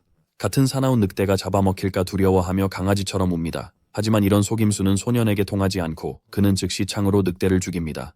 이제 늑대에게 약간 미안하지만 임무를 끝내야 해요. 늑대 한 마리를 쓰러뜨려 3포인트를 얻었어요. 남은 3마리의 늑대가 성호에게 다가옵니다. 그가 달아나자 3마리가 극도로 공격적으로 변해 그를 쫓습니다. 2마리는 옆으로 흩어지고 1마리는 위에서 킬러를 잡으려 덤빕니다. 걱정 마세요. 벌레 스프레이가 구원해요. 성호가 하나를 쓰러뜨렸지만 여전히 양쪽에서 2마리의 공격을 받고 있어요. 먼저 그는 오른쪽을 가격하고 창을 늑대의 배에 깊숙이 찔러 넣습니다. 다른 늑대는 이 기회를 이용해 뒤에서 공격하려고 합니다. 하지만 딩고가 강력한 태클로 우리의 소년을 구해줍니다. 또 다른 늑대를 처치하여 3점을 더 얻습니다. 성호는 위협적으로 그저 각각을 찔러 죽이면 된다고 선언합니다. 형은 위험하지 않아. 그가 바로 위험이야. 많은 늑대들이 쓰러졌어. 소년은 레벨 5에 도달해 특별한 특성에 추가 효과를 얻습니다. 호기심의 게이트 속성을 살펴보니 이제 다른 사람에게 보이지 않는 기능이 추가되었습니다. 그 후 그는 어떤 투영된 위치에서도 소리를 들을 수 있는 투영 효과를 얻습니다. 이를 시험하려고 성호는 바로 게이트를 시전합니다. 이번에는 다른 쪽으로 이동하지 않고 집을 볼 수 있습니다. 투명성도 작동해 이제 아무도 그의 능력을 감지할 수 없어요. 게다가 성호는 자신의 게이트를 통해 위협 수준을 알지 못한 채 실수로 던전에 들어갔을지도 모른다고 걱정했어요. 이 투영 효과 덕분에 위험이 제거되었습니다. 이 효과가 레벨 5에서 나타났다는 사실은 그가 더 높은 레벨에 도달했을 때 더 많은 효과가 기다리고 있음을 암시합니다. 그는 이런 낮은 레벨들이 보상을 줄 거라곤 생각 못했습니다. 하지만 할 일이 많아요. 우선 희생자들의 시체를 묻어야 합니다. 늑대무리, 늑대들을 제압한 지 이틀 후 우리 소녀는 여러 가지 일을 기록하고 수행했습니다. 먼저 그는 이 세계로 가서 드론으로 또 다른 조사를 실시했습니다. 방형 1km를 설정하여 여러 무해한 동물들을 발견할 수 있었습니다. 지금까지도 고블린이나 코볼드는 전혀 나타나지 않았습니다. 괴물은 없었어요. 다음으로 성호는 30km 떨어진 고블린 둥지 정보를 얻으려 했습니다. 그 둥지는 호브고블린이 많을 만큼 크다고 해요. 그들을 물리치기 정말 어려울 거예요. 이제 안전에 대해 확신을 얻었으니 성호는 확장 시작하기에 좋은 시기라고 느꼈어요. 형은 포치타와 함께 체인소맨이 되어 나무를 베어내고 지역을 정리하고 땅을 평평하게 만들어 같은 은신처를 제대로 된 기지로 변모시켰습니다. 딩고가 MVP였습니다. 그는 경계 역할을 하는 큰 원을 만드는 데 도움을 주었습니다. 성호는 매우 신중하게 행동하여 이중 철조망 펜스를 해자로 둘러싸기까지 했습니다. 이제 그는 철사와 결합된 효과를 위해 2m 더 깊이 파야 했어요. 이 모든 걸 하는 동안 그는 TV도 봤습니다. 그의 투영된 포털 덕분에 정부는 현실 세계에서 각성자들에 대한 제대로 된 조사를 계획한다고 발표했어요. 승호는 적극적으로 철물점에서 재료를 샀습니다. 그는 여러 주택 개조 상점을 방문해 도구 세트를 샀습니다. 그런 다음 집으로 돌아오는 길에 절춘의 은신처를 염탐했습니다. 그뿐만 아니라 성호는 추가 훈련을 통해 사용할 수 있는 오토바이와 소형 굴착기를 빌리기까지 했다. 작은 파란 두꺼비는 계속해서 그에게 훌륭한 지원이 되었다. 성호는 저항력을 키우기 위해 정기적으로 소량의 독을 주입했지만 결국 자신이 선택한 무기에 합칠 수 있을 만큼 충분한 양을 모았다. 그의 방에서 그는 완전히 충격을 받았습니다. 게임에 4,500시간을 쏟아부은 생존자 1위 임무에 합류한 것입니다. 이것은 성호로 하여금 여의도 총격 사건과 정부의 언론 통제, 심지어 대통령의 행동이 한 곳에 갇혀있는 사건에 대해 의문을 갖게 했습니다. 이 세 사건은 겉으론 우연처럼 보일 수 있지만 우리 소녀는 그것이 더 깊은 의미가 있음을 알고 있습니다. 그의 초기 이론은 항상 Survive 1이 대통령과 그의 안전을 위해 협력하고 있다는 것이었습니다. 그가 그렇게 생각한 이유는 이 사람이 배경 이야기를 알고 있을 것이라고 생각했기 때문입니다. 생존자 1은 아이템 수집가로 유명해서 이 사람은 그 정보를 대가로 대통령에게 큰 피난처를 요청했을 것입니다. 그는 협력 대상을 신중히 골라 대통령을 선택해 최대의 지렛대와 권위를 얻으려 했습니다. 상황은 복잡합니다. 성호는 이 모든 것이 단지 큰 허세인지 궁금해하지만 한편으로는 나의 꿈과 맞지 않습니다. 그의 깊은 고민은 두통을 유발했지만 성호는 결론에 도달했어요. 만약 생존자 1과 나의 꿈이 협력 중이라면 우리 소년도 개인 전략을 바꾸려 할 거예요. 다음 장면에서 우리는 안경잡이 씨가 새로운 점수와 VR 아이디를 만드는 것을 봅니다. 그는 이것이 계획의 연기로 이어질 수 있기 때문에 응답을 받을 수 있을지 궁금해합니다. 내 꿈은 정말 빨리 반응해. 왜냐하면 이 게이머들 중 일부는 직업이나 사회생활에 알레르기가 있거든. 아마 형도 이 사람이 무직이라고 생각할 텐데 그는 VR 채팅으로 이 사람이 진짜인지 아닌지를 확인하고 싶어 해. 채팅은 엘리트 팬들이 알 수 있는 화이트룸 교실에 마이드림이 합류하면서 시작됩니다. 두 플레이어는 서로 대면합니다. 마이드림은 특히 이 사람의 알 수 없는 별명에 짜증을 냅니다. 그가 여기에 오기로 했는데도 이 사람은 바보 같은 오리 얼굴을 하고 있다. 기분이 상한 오리는 사과하지만 신경 쓰지 않는다. 마이드림은 이 사람이 정체를 숨기려는 베테랑일 가능성이 있다고 본다. 하지만 오리 얼굴은 그를 어둠 속에 남겨둡니다. 마이드림은 그를 세 가지 중요한 질문으로 시험합니다. 그제서야 이 바보 같은 오리를 인정할 것입니다. 첫 번째 질문은 늑대인간의 최대 점프 높이에 관한 것이었고 우리 친구는 즉시 3m라고 대답했습니다. 그는 올빼미곰의 약점도 알고 있었는데 그것은 기본적으로 빛이라는 것입니다. 마지막으로 좀비의 진화 단계입니다. 그들의 형태와 함께 다크페이스는 이 좀비들이 감염 능력 대신 실제 영양소를 섭취하여 기능한다고 대답합니다. 영양분을 모으면 그들이 굴로 진화할 수 있어요. 흥미롭게도 그 단계 전에도 강화된 좀비가 될 수 있죠. 그러던 중 내 꿈은 네 번째 질문을 던져요. 3개만 물어보겠다고 주장했음에도 불구하고 우리 소녀는 이야기의 전조 사건의 정확한 수를 말해주기를 거부합니다. 이에 플레이어는 웃으며 덕페이스가 정말 베테랑이라고 인정합니다. 우리 소녀는 꽤 짜증이 나서 이 사람에게 생존자 1에게 연락해서 통화에 참여하라고 요구합니다. 하지만 지금은 그럴 수 없습니다. 내 꿈은 이유조차 주지 않으며 우리 오리 얼굴 주인공은 주제를 바꾸는 것에 대해 완전히 헛소리라고 말합니다. 이 남자는 페도라를 살짝 들어올리며 곧 일이 생길 거라고 암시합니다. 우리의 소녀는 이 남자가 정말 미쳤을지도 모른다고 생각하기 시작합니다. 이 시점에서 마치 뭔가를 지연시키려 쓸데없이 말하는 것처럼 보입니다. 갑자기 상황을 깨닫는 순간 그의 등골이 오싹해졌다. 나의 꿈이 채팅을 나가고 우리 소녀는 이 남자가 사실 그를 실시간으로 해킹하고 있었다는 것을 알게 된다.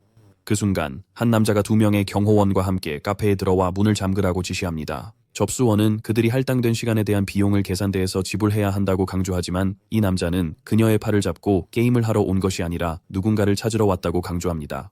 성호를 괴롭히는 부부는 내 꿈이 원래는 조용하고 비밀리에 행동해야 하는데 이상하게도 공격적으로 나서고 있다는 점입니다.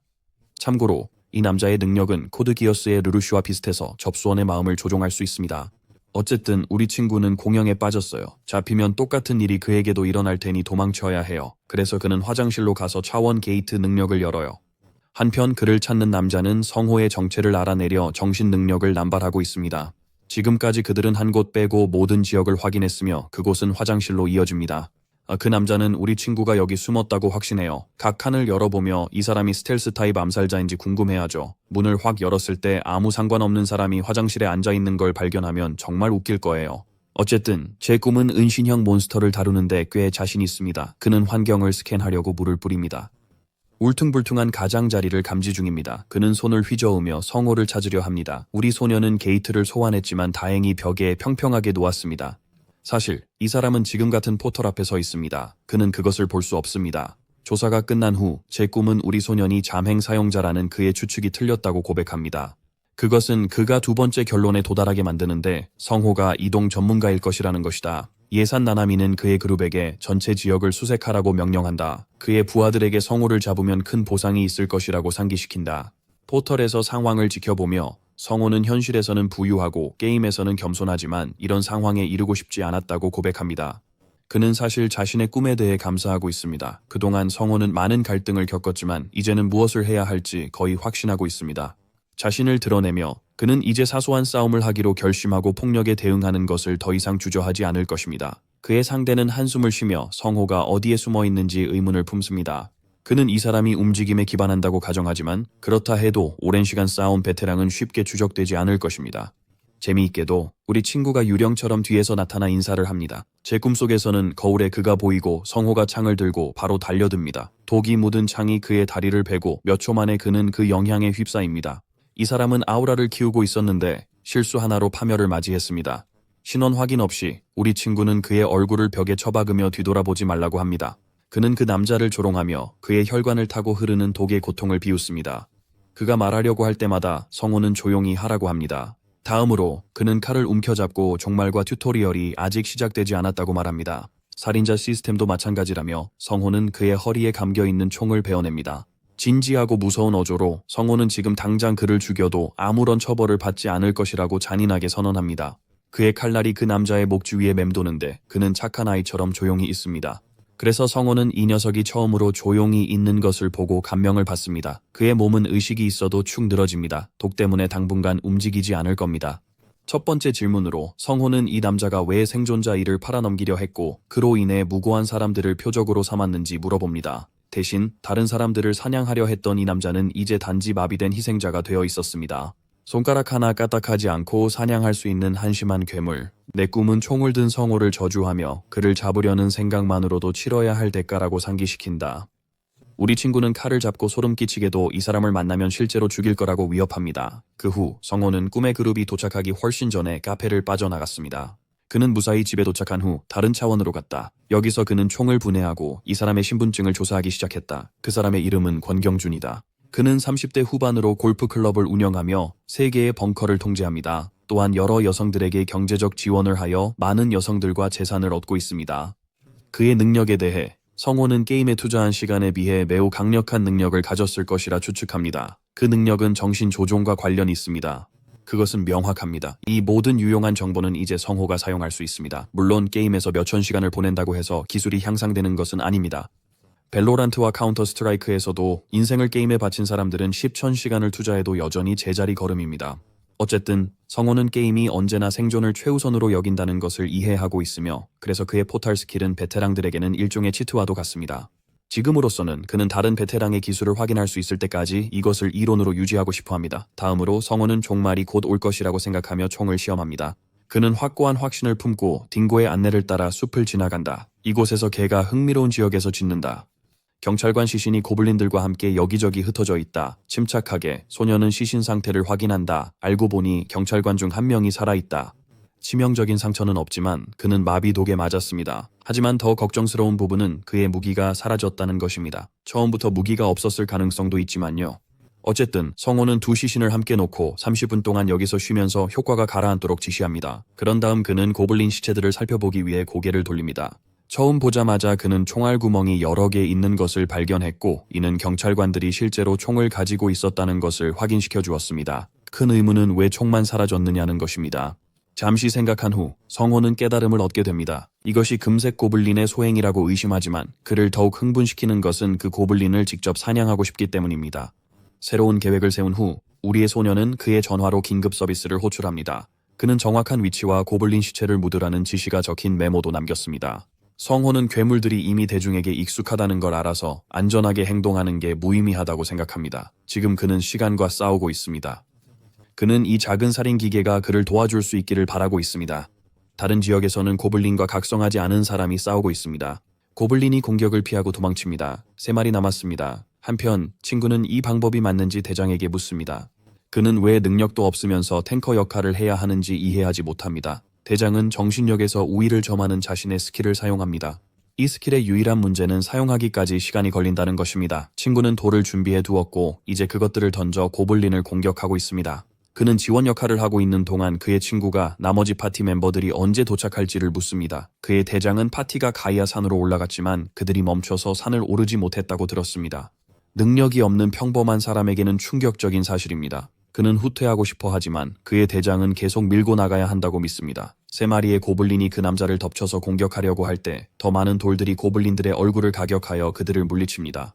좋은 점은 이 고블린들이 게임에서처럼 강하지 않다는 거예요. 대장은 그에게 침착함을 유지하며 계속 밀고 나가라고 간단히 말해요. 그들이 여러 몬스터를 처리하고 호브고블린 그룹을 잡을 수만 있다면 그들은 상당한 이점을 얻게 될 것입니다. 정신력 씨는 친구에게 훈계하느라 바빠서 방심하다가 고블린의 철퇴에 맞고 말았습니다. 이제 그의 손이 엉망이라 이 사람은 능력을 제어할 수 없어요. 게다가 형편없는 고블린이 그를 역전 전략으로 능가했다는 게 놀랍네요. 네, 제가 그라면 포기했을 거예요. 이제 그들이 무방비 상태가 되자 3마리 고블린이 그들을 둘러싸고 사방에서 덤벼들기 시작했어요. 이 아마추어들에게 정말 끝이 보일 때 갑자기 화살이 고블린의 머리를 관통했습니다. 2번째와 3번째 화살이 뒤따라 나머지 2 고블린을 부상시켰습니다. 2 사람은 혼란스러워하며 상황을 전혀 이해하지 못합니다. 그들은 화살이 어디서 날아왔는지 궁금해하며 어두운 숲을 바라봅니다. 다음 장면에서 우리의 소녀는 전투용 활을 들고 있는 모습이 보입니다. 처음에는 그가 개입하여 탄약을 낭비한 것이 정말 옳은 선택이었는지 고민합니다. 동시에 승호는 각성자들에 대한 중요한 정보를 더 확인할 수 있어서 기쁩니다. 먼저 그는 이 사람들이 산을 오르는데 방해받고 있다는 것을 알았습니다. 2번째로 그는 이미 약해진 고블린 무리를 만났습니다. 이 2가지 정보를 바탕으로 성호는 다음 계획을 세운다. 그는 이미 고블린 무리를 처리할 방법을 준비해 두었다. 그의 전략은 사실 매우 간단하다. 그 아이디어는 고블린을 도발하는 것에 초점을 맞추고 있으며 돌을 던져서 할 수 있습니다. 초록색 대머리 난쟁이를 화나게 한 후 간단한 신호로 고블린을 차원 포털 게이트 쪽으로 유인할 것입니다. 고블린이 문에 가까워지면 성호는 다른 쪽에서 공격할 것입니다. 성호는 자신의 문을 통해 볼 수 있으면서도 다른 사람들에게는 투명하게 남아있는 명백한 이점을 가지고 있습니다. 첫 번째 고블린이 심각하게 부상당하면 그 고블린은 비명을 지르며 동료들의 주의를 끌 것입니다. 같은 차원문을 벽으로 사용하여 성호는 고블린의 몸에서 창을 강제로 빼내어 그의 공격에 대한 모든 증거를 지울 것입니다. 이제 게임에서 이미 높은 인식 능력치를 가진 호브고블린의 반응에 대해 논의해봅시다. 그것은 죽은 부하를 알아차리고 즉시 다른 고블린들을 향해 죽음을 계획했다고 손가락질할 것입니다. 이것은 고블린 그룹 내에 혼란을 일으켜 불화가 생기고 다른 고블린들이 그들의 지도자에게서 멀어지게 만들 것입니다. 그 중요한 기회를 이용해 계산적인 성호는 반대편에서 나타나 그들의 머리를 깔끔하게 베어내며 선제 공격의 명확한 이점을 유지할 것입니다. 같은 방식으로 계속 반복될 겁니다. 그의 계획은 지금까지 꽤 순조롭게 진행되고 있지만 문제는 성호가 다른 고블린들의 특정 행동 패턴을 주의해야 한다는 것입니다. 놀랍게도 소녀는 흥미로운 상황에 놓입니다. 호브고블린은 그와 대치 중이고 골드고블린은 전리품을 들고 도망칩니다. 이는 그들 간에 불화가 있었음을 보여줍니다. 이건 우리 소년에게 나쁜 소식이에요. 이제 긴급 도박을 해야 해요. 그의 즉각적인 문제는 캡틴 머스타드가 빠르게 다가오고 있다는 거예요. 성호는 여기서 진정으로 다른 선택지가 없어서 힘찬 공격을 막기 위해 최선을 다해요. 공격을 막았지만 그의 몸은 충격으로 나무에 부딪혔어요. 종호는 이제 떨고 부상을 입었어요. 상황은 정말 나빠 보여요. 호브고블린은 그를 끝내는데 시간을 낭비하지 않아요. 만약 우리 소년이 여기서 쓰러지면 정말 큰일 날 걸 알고 있어요. 철퇴가 그의 머리를 박살내려는 듯한 속도로 전속력으로 그를 향해 돌진합니다. 그 순간 성호의 체력이 감소하며 그의 치명적인 생존 본능 스킬이 발동됩니다. 노란 빛을 번쩍이며 이 남자는 호브고블린의 근거리 공격에 대응합니다. 그는 괴물을 공격하는 대신 경준에게서 얻은 총 덕분에 골드 고블린을 쫓아갑니다. 그는 생물의 머리를 겨냥하여 헤드샷을 날려 골드 고블린을 즉시 처치합니다. 그 순간 그는 차원의 문을 호출합니다. 성호는 농사 임무의 첫 번째 단계를 달성했지만 아직 해결해야 할 문제가 남아 있습니다. 그를 쫓아오는 흉측한 괴물이 바로 그것입니다. 우리의 주인공은 총을 꺼내 근접 전투에서 괴물을 향해 쏘기 시작합니다. 호브고블린은 미국식 호흡 기술의 위력을 견디지 못하고 쓰러집니다. 성호는 스타일리시하게 호브고블린의 몸 전체를 베며 2배의 사랑으로 되갚아줍니다. 호브고블린은 비명을 지르며 죽고 우리 소년의 레벨은 6으로 올라가고 16포인트를 얻게 됩니다. 마침내 그의 어려운 퀘스트가 끝났습니다. 그는 주변 지형을 감지하고 반응할 수 있게 해주는 새로운 기술인 지형 감지를 확인합니다. 재미있게도 지난번처럼 그가 사용하거나 가진 모든 아이템이 업그레이드되어 실제 아이템으로 변했어요. 성호는 수색대가 이쪽으로 오고 있음을 깨닫고 시간을 낭비할 수 없어요. 그가 여기 온 목적을 달성한 후 소녀는 차원의 문을 만들어 그 안으로 들어간다. 수색대가 끝날 때까지 은신처에서 쉬기만 하면 된다는 것을 알고 있다. 다음 날 성호는 모두가 좋아하는 개에게 깨워집니다. 그는 시계를 확인하고 부상 때문에 실제로 하루 종일 잤다는 것을 깨닫습니다. 생존 본능의 위험성을 알고 있는 성호는 극한 상황에서만 그것을 사용하려고 합니다. 다음 임무를 나가기 전에 그는 금 고블린에게서 얻은 전리품에 대해 궁금해합니다. 그는 모든 물건을 꺼내 테이블 위에 펼칩니다. 리볼버 몇 자루, 단검, 다른 물건들이 있습니다. 이 고블린들은 이런 물건들에 있어서는 최고였어요. 성호는 리볼버도 괜찮지만 그의 눈에 진정한 보물은 그가 손에 넣은 미스릴 나이프입니다. 이 아이는 게임에서 보기 드문 영구불변의 무기입니다. 그것은 다가오는 질병 재앙에 영향을 받지 않을 몇 안 되는 무기 중 하나입니다. 그러나 그가 궁금한 것은 어떻게 고블린이 상점에서 100포인트나 되는 희귀한 아이템을 얻었는가 하는 것입니다. 칼날의 모든 부분을 살펴보면서 성호는 그것이 결함이 있고 완벽하지 않다는 것을 깨닫습니다. 그의 고찰 중에 그는 깨달음을 얻습니다. 이 세계의 고블린들이 금속 무기를 가지고 다니는 이유는 그들의 지능으로는 스스로 만들 수 없기 때문입니다. 갑작스러운 돌연변이가 발생하여 그들의 문명의 방향을 바꾼 것일까? 이것은 영구 고블린처럼 실험하는 더 똑똑한 고블린들이 존재한다는 것을 의미했다. 하지만 이 이론은 근거가 없다는 것을 소녀는 알고 있습니다. 그는 나중에 이 이론을 시험해보고 싶지만 지금은 작은 주머니 푸는데 더 관심이 있습니다. 복권에 당첨된 듯 성호는 그림자 포도를 꺼낸다. 이 과일은 야간 시력을 개선한다. 그것들을 소지하는 것도 이해가 가는데 이게 고블린들이 밤에 쉽게 움직이는 이유 중 하나다. 상태창을 열어보니 우리의 소녀는 자신의 성장률을 점검합니다. 그는 지금의 성장률이 게임에서보다 더 빠르기 때문에 꽤 만족하고 있습니다. 기본적인 일을 마치고 성호는 현실 세계로 돌아갈 시간임을 깨달았습니다. 능력을 발휘해 포털을 건너며 휴대폰을 스크롤합니다. 그의 전화가 계속 울린다. 신호가 돌아오자마자 형준, 미경, 심지어 수연까지 그의 상태를 확인하려고 문자를 보냈다. 이렇게 많은 관심을 받으니 이제 자신이 멋진 사람인가 하는 생각이 들었다. 먼저 그는 헬스장에 가고 싶어 합니다. 그래서 다음 장면에서 성호가 문을 열고 친구들을 만나러 가는 모습을 봅니다. 그가 인사하기도 전에 그들은 그를 보고 무사한 것을 기뻐하며 달려옵니다. 그리고 맞아요. 원피스는 진짜입니다. 절대 잊지 마세요. 궁금해진 우리 친구는 낯선 얼굴들에 대해 물어봅니다. 현주는 그들을 데리고 와서 세 사람들을 파티 멤버로 소개합니다. 이경훈과 김보라는 그와 인사하며 반갑게 맞이합니다. 성호는 한 명의 파티 멤버가 더 있을 거라 기대했지만 그 사람은 할인점에서 캠핑 장비를 사느라 바쁘다고 합니다. 우리 소녀는 그런 장소가 존재한다는 사실에 놀라워하고 미경이 개입하여 그것이 실제로 매우 현대적이고 최근에 개장했다고 확인합니다. 진브로는 소년에게 뉴스 사건에 대해 최신 정보를 알고 있는지 묻고 성호는 매튜브에서 모든 것을 알고 있다고 동의합니다. 우리도 거기에 채널을 만들어야 할지도 모르겠네요. 계산산에서 고블린의 시체를 해부했던 같은 의사가 공황 상태에 빠져서 다가오는 종말에 대비하라고 경고했어요. 국가의 대통령도 국가회의를 열어 게임 창시자의 위치를 확인하기 위해 최선을 다하고 있다고 발표했습니다.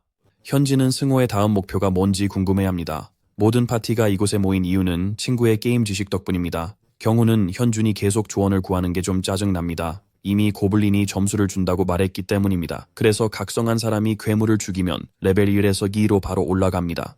그래서 목표는 물자를 모으는 것이겠죠. 이제 제 친구는 저 사람이 말도 안 되는 소리를 하는 걸 보는데 그가 얼마나 틀렸는지 전혀 모르는 것 같아요.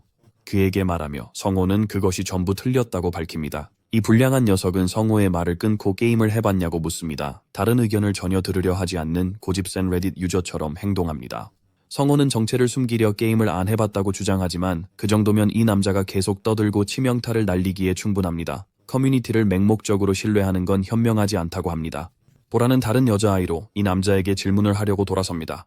그녀는 좀비 포자 과정이 궁금해 감염이 어떻게 퍼지는지 배우려고 그에게 묻습니다.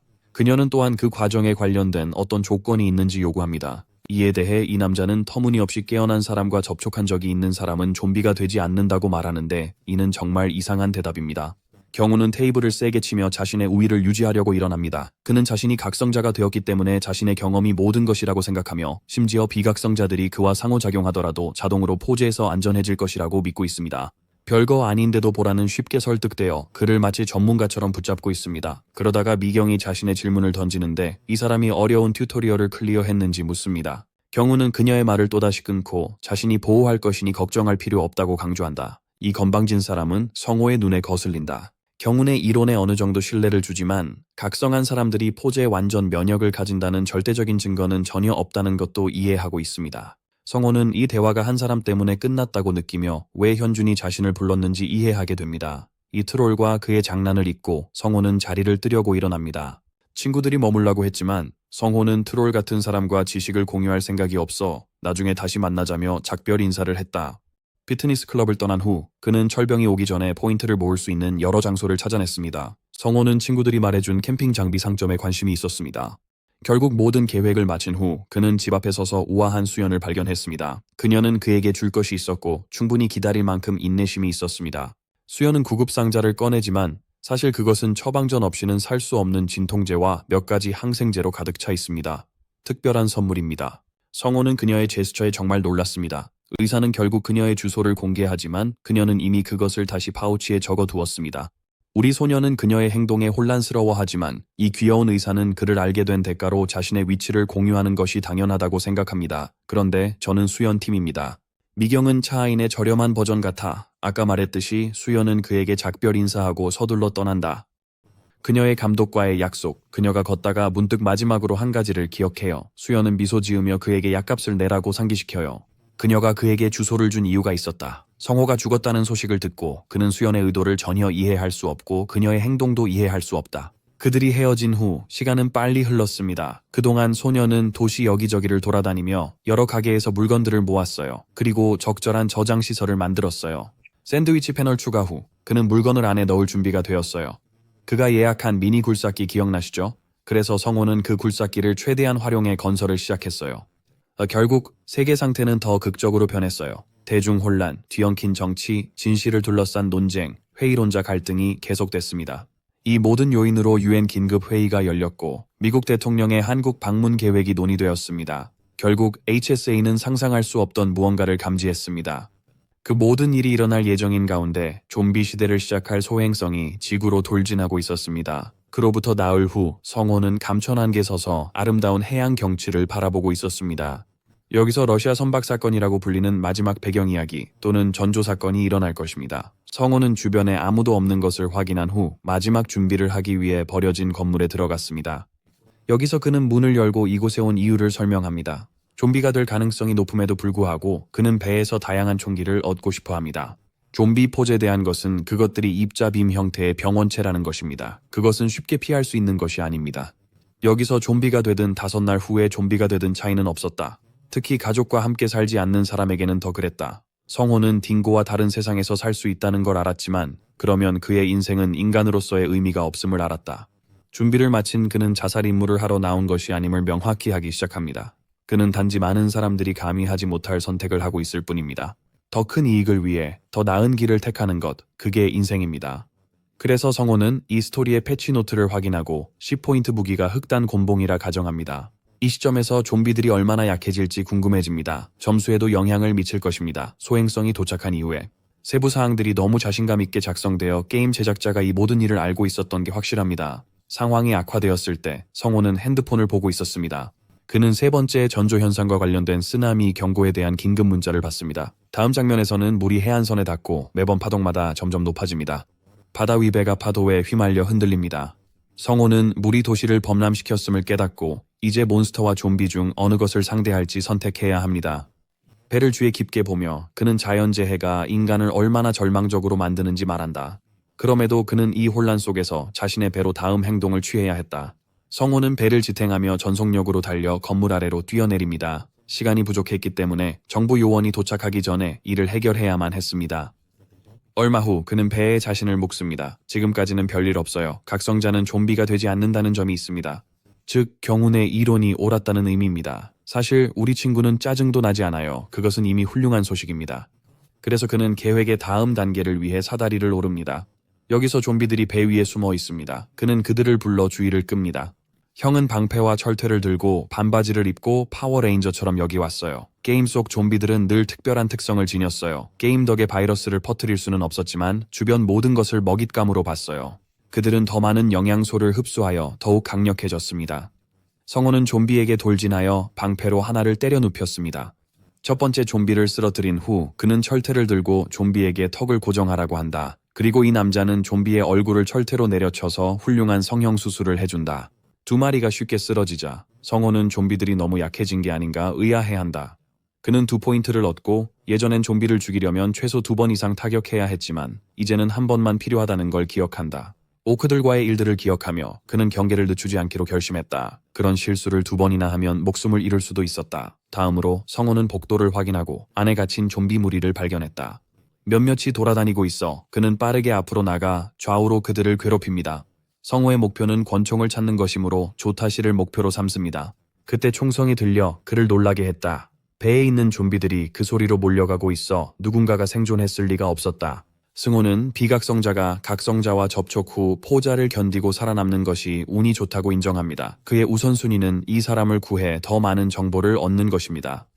그가 도착한 순간 불쌍한 사람은 이미 죽어 있었다. 이 사람은 죽기 직전에 사랑하는 사람의 사진을 손에 쥐고 있었다. 나루토 우즈마키는 이 세계에서 7번째 호카게가 될 수 없었다. 성호에게 이 사람의 총을 얻는 것은 큰 도움이 됩니다. 그는 그를 평평하게 눕혀 쉬게 하고 방을 나갑니다. 비극에 익숙해지는 것은 성호가 익숙해져야 할 부분이었으며 비극 이후에는 흔한 일이 될 것입니다. 생존 가능성을 극대화하기 위해 같은 종류의 사람들을 죽여야 하는 것은 자연스러운 일입니다. 닻을 풀 때 성호는 옆에서 누군가 제트스키를 타는 걸 보고 놀랍니다. 이는 그처럼 또 다른 플레이어가 점수를 모으러 왔다는 뜻입니다. 그들은 길이 엇갈리지만 소녀는 필요한 걸 가지고 배에서 나옵니다. 그는 그곳에 가는 사람에 대해 별로 신경 안 씁니다. 다음 날 이른 아침 뉴스에서는 게임 개발자의 실종을 이야기합니다. 아무도 이 사람을 찾아 답을 얻지 못하고 있어요. 대통령은 좀비의 증거를 받은 후 멈추지 않고 단호한 조치를 취하고 있어요. 요약하자면 승호는 그 나라 지도자가 자신과 비슷하게 생각한다고 봐요. 마지막으로 한 가지를 기억해낸 소녀는 즉시 대책본부 관리자 이우범에게 전화를 걸었습니다. 곧바로 소녀는 종말 시작 시간을 폭탄 선언처럼 던졌습니다. 성호는 자신의 신원을 확인하려고 호브고블린에게 입힌 총상에 대해 얘기합니다. 우범은 그가 같은 플레이어라는 사실에 놀랍니다. 우리 소녀는 그에게 정확한 날짜, 정확한 시간, 심지어 오후에 도착할 소포의 상황과 같은 중요한 세부 사항을 빠르게 기록하게 합니다. 성호는 대책부서가 이 정보를 잘 활용하고 다가올 전쟁에서 행운이 있기를 바랍니다. 대통령은 결정적인 조치를 취했습니다. 포럼 커뮤니티의 사람들은 상황이 악화되고 있음을 깨닫기 시작했습니다. 인터넷과 정의는 오래가지 않을 듯 했습니다. 하지만 성호는 이런 의견을 크게 신뢰하지 않았습니다. 그는 이 모든 일이 정말로 일어날지 확신하지 못했지만 시민들에게 4일 동안 충분한 음식과 물을 준비하고 가족에게 돌아가라는 발표가 있었습니다. 군대가 적극적으로 순찰을 돌며 즉시 모든 활동을 중단하라고 요구하고 있습니다. 8월 20일까지 공식 성명이 발표될 예정입니다. 성호는 이 모든 것을 지켜보며 이것이 완벽한 대응이라고 생각합니다. 그는 다가올 세상의 상태를 더 일찍 알리지 못해 미안해합니다. 정부가 이 모든 것을 잘 처리했을 걸 알았다면 처음부터 전력을 다해 자신의 특성을 활용했을 거예요. 큰 실수처럼 보이지만 성호는 재난을 막을 수 없었을 것이라고 인정하며 대처합니다. 그가 할 수 있었던 일에 대해 고민할 필요는 없고 자신의 약속만을 기억해야 한다고 생각합니다. 우선 그는 정의의 영웅이 아니며 그렇게 되고 싶어 하지도 않습니다. 그는 그저 평범한 사람일 뿐입니다. 이후 우리는 봉쇄와 격리가 세계의 상태를 뒤흔들어 다니기 어렵게 만들었고 그래서 성호가 다른 차원에서 시간을 보냈다는 것을 알게 됩니다. 종말이 시작되기 3일 전 그는 천천히지만 굴착을 마쳤습니다. 또한 인터넷이 곧 존재하지 않을 것이기 때문에 요리와 농사에 관한 저장해둔 모든 비디오를 정리했습니다.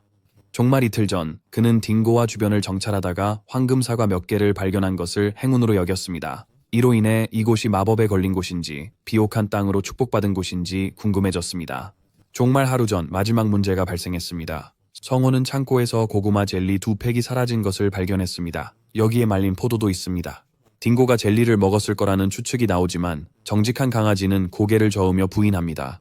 성호는 진실을 알아내려 장난스럽고 강압적으로 다가가지만 불쌍한 강아지는 결백을 증명하려 울며 뒹굽니다. 이 영상에 좋아요 눌러주세요. 딩고를 위한 정의. 성호는 이제 그의 작은 털뭉치가 아니라 다른 누군가였다는 것을 이해해요. 그는 실제로 무슨 일이 있었는지 확인하려 CCTV 영상을 보기로 결심합니다. 성호는 노트북을 보다가 강아지 문으로 딱정벌레 무리가 집에 들어온 걸 보고 놀랐습니다. 그들은 젤리를 가져가고 포도를 남겼습니다. 여러분은 어떻게 생각할지 모르겠지만 오늘 본 것 중 가장 귀여운 장면이었어요. 딱정벌레가 카메라를 향해 감사 인사하는 모습은 이 작은 친구들이 정말 똑똑하다는 걸 보여줘요. 성호의 호기심이 그를 사로잡아 이제 그는 이 친구들과 몇 마디 나누고 싶어졌습니다. 하지만 안전을 위해 그는 강아지 문을 잠갔습니다. 딩고가 슬퍼하는 가운데 우리 친구는 곧 만날 몇몇 손님들 때문에 이 세계에 더 이상 머무를 수 없습니다. 그래서 그는 차원의 문을 열고 다음 장면으로 돌아갑니다. 성호는 주요 파티 멤버들과 친구들과 함께 앉아있으며 봉쇄에도 불구하고 모두가 안전하게 도착한 것에 놀랍니다. 그는 낯선 얼굴을 발견하고 그 사람이 팀의 마지막 추가 멤버임을 알게 됩니다. 이 매력적인 왕자님은 유현인데 그는 이미 각성한 상태입니다. 아쉽게도 게임에 대해서는 잘 모르지만 전기공학을 전공하는 학생이라 실무 경험이 풍부합니다. 성호는 이 친구의 합류를 좋아하며 자신을 비각성자로 소개합니다. 두 사람은 만날 때 공손합니다. 성호는 중요한 일을 빨리 끝내고 싶어 합니다. 그는 모든 사람들이 정보를 공유하길 원합니다. 짐브로, 홍준, 월마트, 그리고 여기 있는 유지가 그의 전 부인에 대한 경험을 나누며 이야기를 시작합니다. 그들은 통화 중이었는데 전화가 갑자기 끊겼습니다. 걱정되어 그는 딸을 찾으러 나섰습니다. 돌아오는 길에 고속도로에 바리케이드가 여러 개 설치되고 있는 것을 목격했습니다. 그의 조사에 따르면 형준은 석유화학 단지 근처의 시민들을 대피시키려 하고 있다는 것을 알게 되었습니다. 다음은 우아한 의사의 차례로 중요한 정보를 하나 공유합니다. 수연은 지역 공원에 대피소가 생기는 걸 보고 충격을 받았지만 사실입니다. 다음은 MC경의 차례입니다. 그녀는 마트에서 고위 공무원들이 대통령 결정에 반대한다는 이야기를 들었습니다. 이 항의하던 관리들은 모두 구금된 것 같습니다. 이 모든 발견은 성호가 처음에 생각했던 것보다 훨씬 더 가치가 있습니다. 결말이 다가오고 있었고 대통령의 입장은 매우 분명했습니다. 그는 무슨 일이 일어날지 압니다. 그래서 큰 질문은 왜 그가 일일이 물어보기 시작했냐는 것입니다. 네트워크에서는 그에 맞는 이유가 중요하기 때문입니다. 누군가의 정보에 따르면 그는 자신을 베테랑으로 드러내 설득할 수 있어요. 하지만 그것은 그에게 큰 위험을 초래할 거예요. 성호가 말을 시작하며 모두에게 그의 말을 잘 들어달라고 합니다. 그는 대통령의 궁극적인 목표가 통제 가능한 종말을 만드는 것이라고 대담하게 선언합니다. 그의 말에 방안의 모든 사람이 즉시 놀랐고 성호는 설명되지 않은 봉쇄와 모든 국가시설이 멈춘 것을 언급하며 그의 논리를 뒷받침했습니다. 정부가 이렇게 짧은 시간에 급격한 변화를 일으키는 데는 단 하나의 이유가 있습니다. 수연은 상황을 종합하여 결말이 가까워졌다는 것을 깨닫습니다. 그녀는 상황을 빠르게 이해하고 정부가 이미 종말이 시작될 날짜를 알고 있다고 추측합니다. 성호는 이를 확인하며 7월 20일이 그 예상되는 날이라고 말합니다.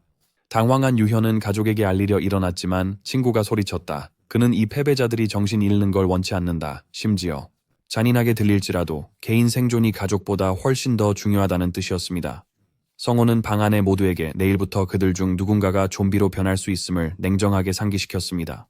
죽음의 공포가 그들 모두에게 드리워져요. 본론으로 들어가며 그는 이곳에 그들을 부른 진짜 이유를 인정하며 여러 파일을 꺼내요. 튜토리얼 단계에 대한 전략과 생존 측면에 대한 상세한 정보를 가지고 있기 때문입니다. 현주는 정보의 출처를 물어보고 성호는 스트리밍을 시청했다고 대답합니다. 그는 미경에게 거짓말한 것을 진심으로 사과하지만 그녀도 그랬기에 괜찮다고 말합니다. 이 파일들 덕분에 그 정보는 필요에 따라 유용하게 사용할 수 있습니다. 동시에 성호는 그들에게 튜토리얼 단계를 클리어하려면 매뉴얼을 꼭 따르라고 간청합니다. 회의가 끝나고 자정이 되었습니다. 이것은 세상의 마지막 날이 될 것입니다. 지옥으로 가기 전 평화를 알았던 성호는 32일 동안 쉬지 않고 모든 분야에서 기회를 높이려 준비했습니다. 그럼에도 그는 결점이 있다고 생각했고 익명 상태가 나중에 몰락으로 이어질 수 있다고 여겼습니다. 그럼에도 이 용감한 젊은이는 후회가 없습니다. 자신감 있는 결정을 내린 성호는 그의 나라가 다가오는 소행성을 향해 미사일을 발사하는 것을 지켜봅니다. 외부 물체와 접촉하면서 그는 인류에게 세상의 종말이 정말로 피할 수 없는 궁극적인 운명인지 궁금해한다. 종말이 공식적으로 시작되었다. 아침이 오고 봉쇄 조치도 함께 사라졌습니다. 성호가 준비한 모든 작업이 완료되었습니다. 그는 방탄유리와 고강도 내구성 문을 설치했습니다. 그 후 그는 소량의 독을 주입하는 루틴을 따르며 저항력을 키웠습니다. 그리고 운동도 했습니다. 믿기 어렵겠지만 그는 독에 중독된 상태에서 한 팔로 푸시업 300개를 하고 있습니다. 사이타마도 이 남자의 근면함과는 비교할 수 없습니다. 성호는 전투복으로 갈아입고 멋지게 변신한 후 강아지와 아침 식사를 나눴습니다. 그는 9시 발표를 기다리며 갑자기 졸음이 왔습니다. 시간이 되자 텔레비전이 켜졌습니다. 대통령은 시민들에게 계엄령을 선포하고 도로를 폐쇄하는 등 중대한 발표를 하기 위해 자리에 앉았습니다. 성호는 대통령의 결정에 깊은 감명을 받아 그 어떤 사람도 그 나라에 더 나은 결말을 줄 수 없었을 것이라고 생각했습니다. 그가 이렇게 슬퍼하는 모습을 보며 리모컨을 잡고 결말을 받아들이기 힘들어합니다. 하지만 이 운명을 피할 수는 없습니다. 인류는 견디고 살아남아야 합니다. 이번에는 성호가 종말의 처음이 아닌 모든 것을 아는 베테랑처럼 들어갑니다. 포자가 접촉하기까지 4시간이 남았습니다. 그중 2시간은 다른 세계에서 창고를 확인하고 아이템을 모으는 데 썼습니다. 여기서 소녀는 철병 이후의 날들을 대비해 장비를 설치했어요. 그가 다른 세계에 있는 동안 인류는 몰락했어요. 혼란이 휩쓸고 사람들이 서로를 해쳤습니다. 민간인들 사이에 싸움이 벌어졌습니다. 아무도 신경 쓰지 않았습니다. 이 뚱뚱한 사람은 엉덩이를 드러내고 돌아다녔습니다. 그는 죽음을 각오하고 차에 치여 지옥으로 갔어요. 어떤 사람들은 양심의 가책 없이 타인을 죽이는 걸 즐겼어요. 결국 세상은 종말로 향하고 있었어요. 사이드, 여러분이라면 이런 종말 같은 상황에서 어떻게 대처했을지 궁금해요. 아래 댓글로 알려주세요. 금발의 불량배는 운전대를 잡고 있었고 이 사람의 죽음에 신경 쓰지 않았어요. 그의 친구는 철병이 곧 모든 차량을 없앨 거라 차를 없애는 게 좋다고 생각합니다. 다른 남자는 조용히 그들을 엿보는 패배자를 지목하며 옥상으로 방망이를 겨눕니다. 그 사람은 우리 소년에게 감정이 있고 점수를 얻으려 성호를 이용하려 해요. 성호는 이 사람이 왜 거만한지 이해 못하지만 하늘에서 전단지가 떨어지는 걸 봅니다. 종말의 끝에서도 정부는 국민들을 걱정합니다. 다른 사람들을 신경 쓰는 모습은 놀랍습니다. 개인 생존에 무자비하게 이기적인 성호와는 달리 그는 더 많은 사람들이 타인을 위해 행동하면 종말을 쉽게 대처할 수 있을 거라 생각합니다. 종이를 구기면서 그는 이것이 비현실적인 기준이라고 생각합니다. 그는 준비로 돌아가기만 하면 됩니다. 다음 장면에서는 세포가 세계와 접촉하기까지 겨우 3분 남았습니다. 성호는 공기 탱크를 여러 개 모아두고 질병이 퍼지기 전에 충분할지 고민합니다. 그는 이미 도시에서 물자를 보충하는 모든 경로를 외웠습니다. 시계를 보며 성호는 시계를 벗는 걸 잊을까 걱정한다. 이 시점에서 그도 자신이 너무 걱정하고 있음을 안다. 그래서 그는 단순하게 생각하고 헬멧을 쓴다. 오후 1시가 되어 포자가 이제 접촉했습니다. 성호는 마음을 다잡고 오토바이를 시동 걸며 모든 것이 계획대로 되기를 바랍니다. 장면은 감염의 확산으로 전환됩니다. 포자가 일반 시민들에게 영향을 미치기 시작했어요. 사람들의 생명은 빨려나가고 결국 살을 먹는 시체들만 남아요. 이 으르렁거리는 보랏빛 괴물들은 특정 소리에 끌려요. 성호는 좀비들 사이에서 전속력으로 질주하고 있습니다. 놀랍게도 이 지역에는 좀비가 그다지 많지 않습니다. 다행히도 좀비로 변한 대부분의 사람들은 집에 머물며 가족과 함께 죽음을 맞이했기 때문입니다. 그에게 흥미로운 유일한 부분은 좀비로 변하지 않은 사람을 찾는 것이다. 그래도 상황은 나쁘지 않다. 그는 앞에 명확한 길을 보고 농사를 짓는 동안 좀비를 피하는 것이 더 낫다는 것을 알기에 지름길로 간다. 좋은 점은 가게들이 아직 셔터를 내리고 있다는 것입니다. 덕분에 유리를 깨기가 쉽습니다. 그는 안으로 들어가기 전에 망치를 씁니다. 성호는 포터를 지시합니다. 빨리 움직여야 함을 압니다. 필요한 것을 챙기며 포자가 좀비를 완전히 지배하려면 시간이 걸린다는 걸 알고 있습니다. 그의 최선의 선택은 좀비들의 조직적인 공격이 시작되기 전에 철물점을 습격하는 것입니다. 그렇게 하면 싸움을 피할 수 있습니다. 그런데 지금 이 순간 우리의 친구는 손에 잡히는 모든 것을 던지고 있습니다. 브로는 그의 개에게 약을 많이 먹입니다. 약국을 털고 나서 성호는 진행 상황을 점검하며 계획보다 훨씬 빠르게 움직이고 있음을 깨닫습니다. 그렇게 생각했어요. 그런데 철물점에 도착하자마자 보안이 이중으로 되어 있는 걸 다시 봐요. 그는 이런 일이 일어날 줄 알았죠. 그래서 그가 탱크를 가져온 거예요. 성호는 산소 절단기에 열을 켜요. 작은 문제가 있어요. 이 장치는 너무 시끄러워. 주변 좀비들을 끌어들여. 주변을 둘러보니 성호는 게임에서 그들의 추적 감각이 약해졌어도 소음의 근원을 찾는데 몇 초밖에 안 걸렸다는 걸 기억해. 무리가 그를 구석에 몰아넣어 그의 운명을 예고했어요.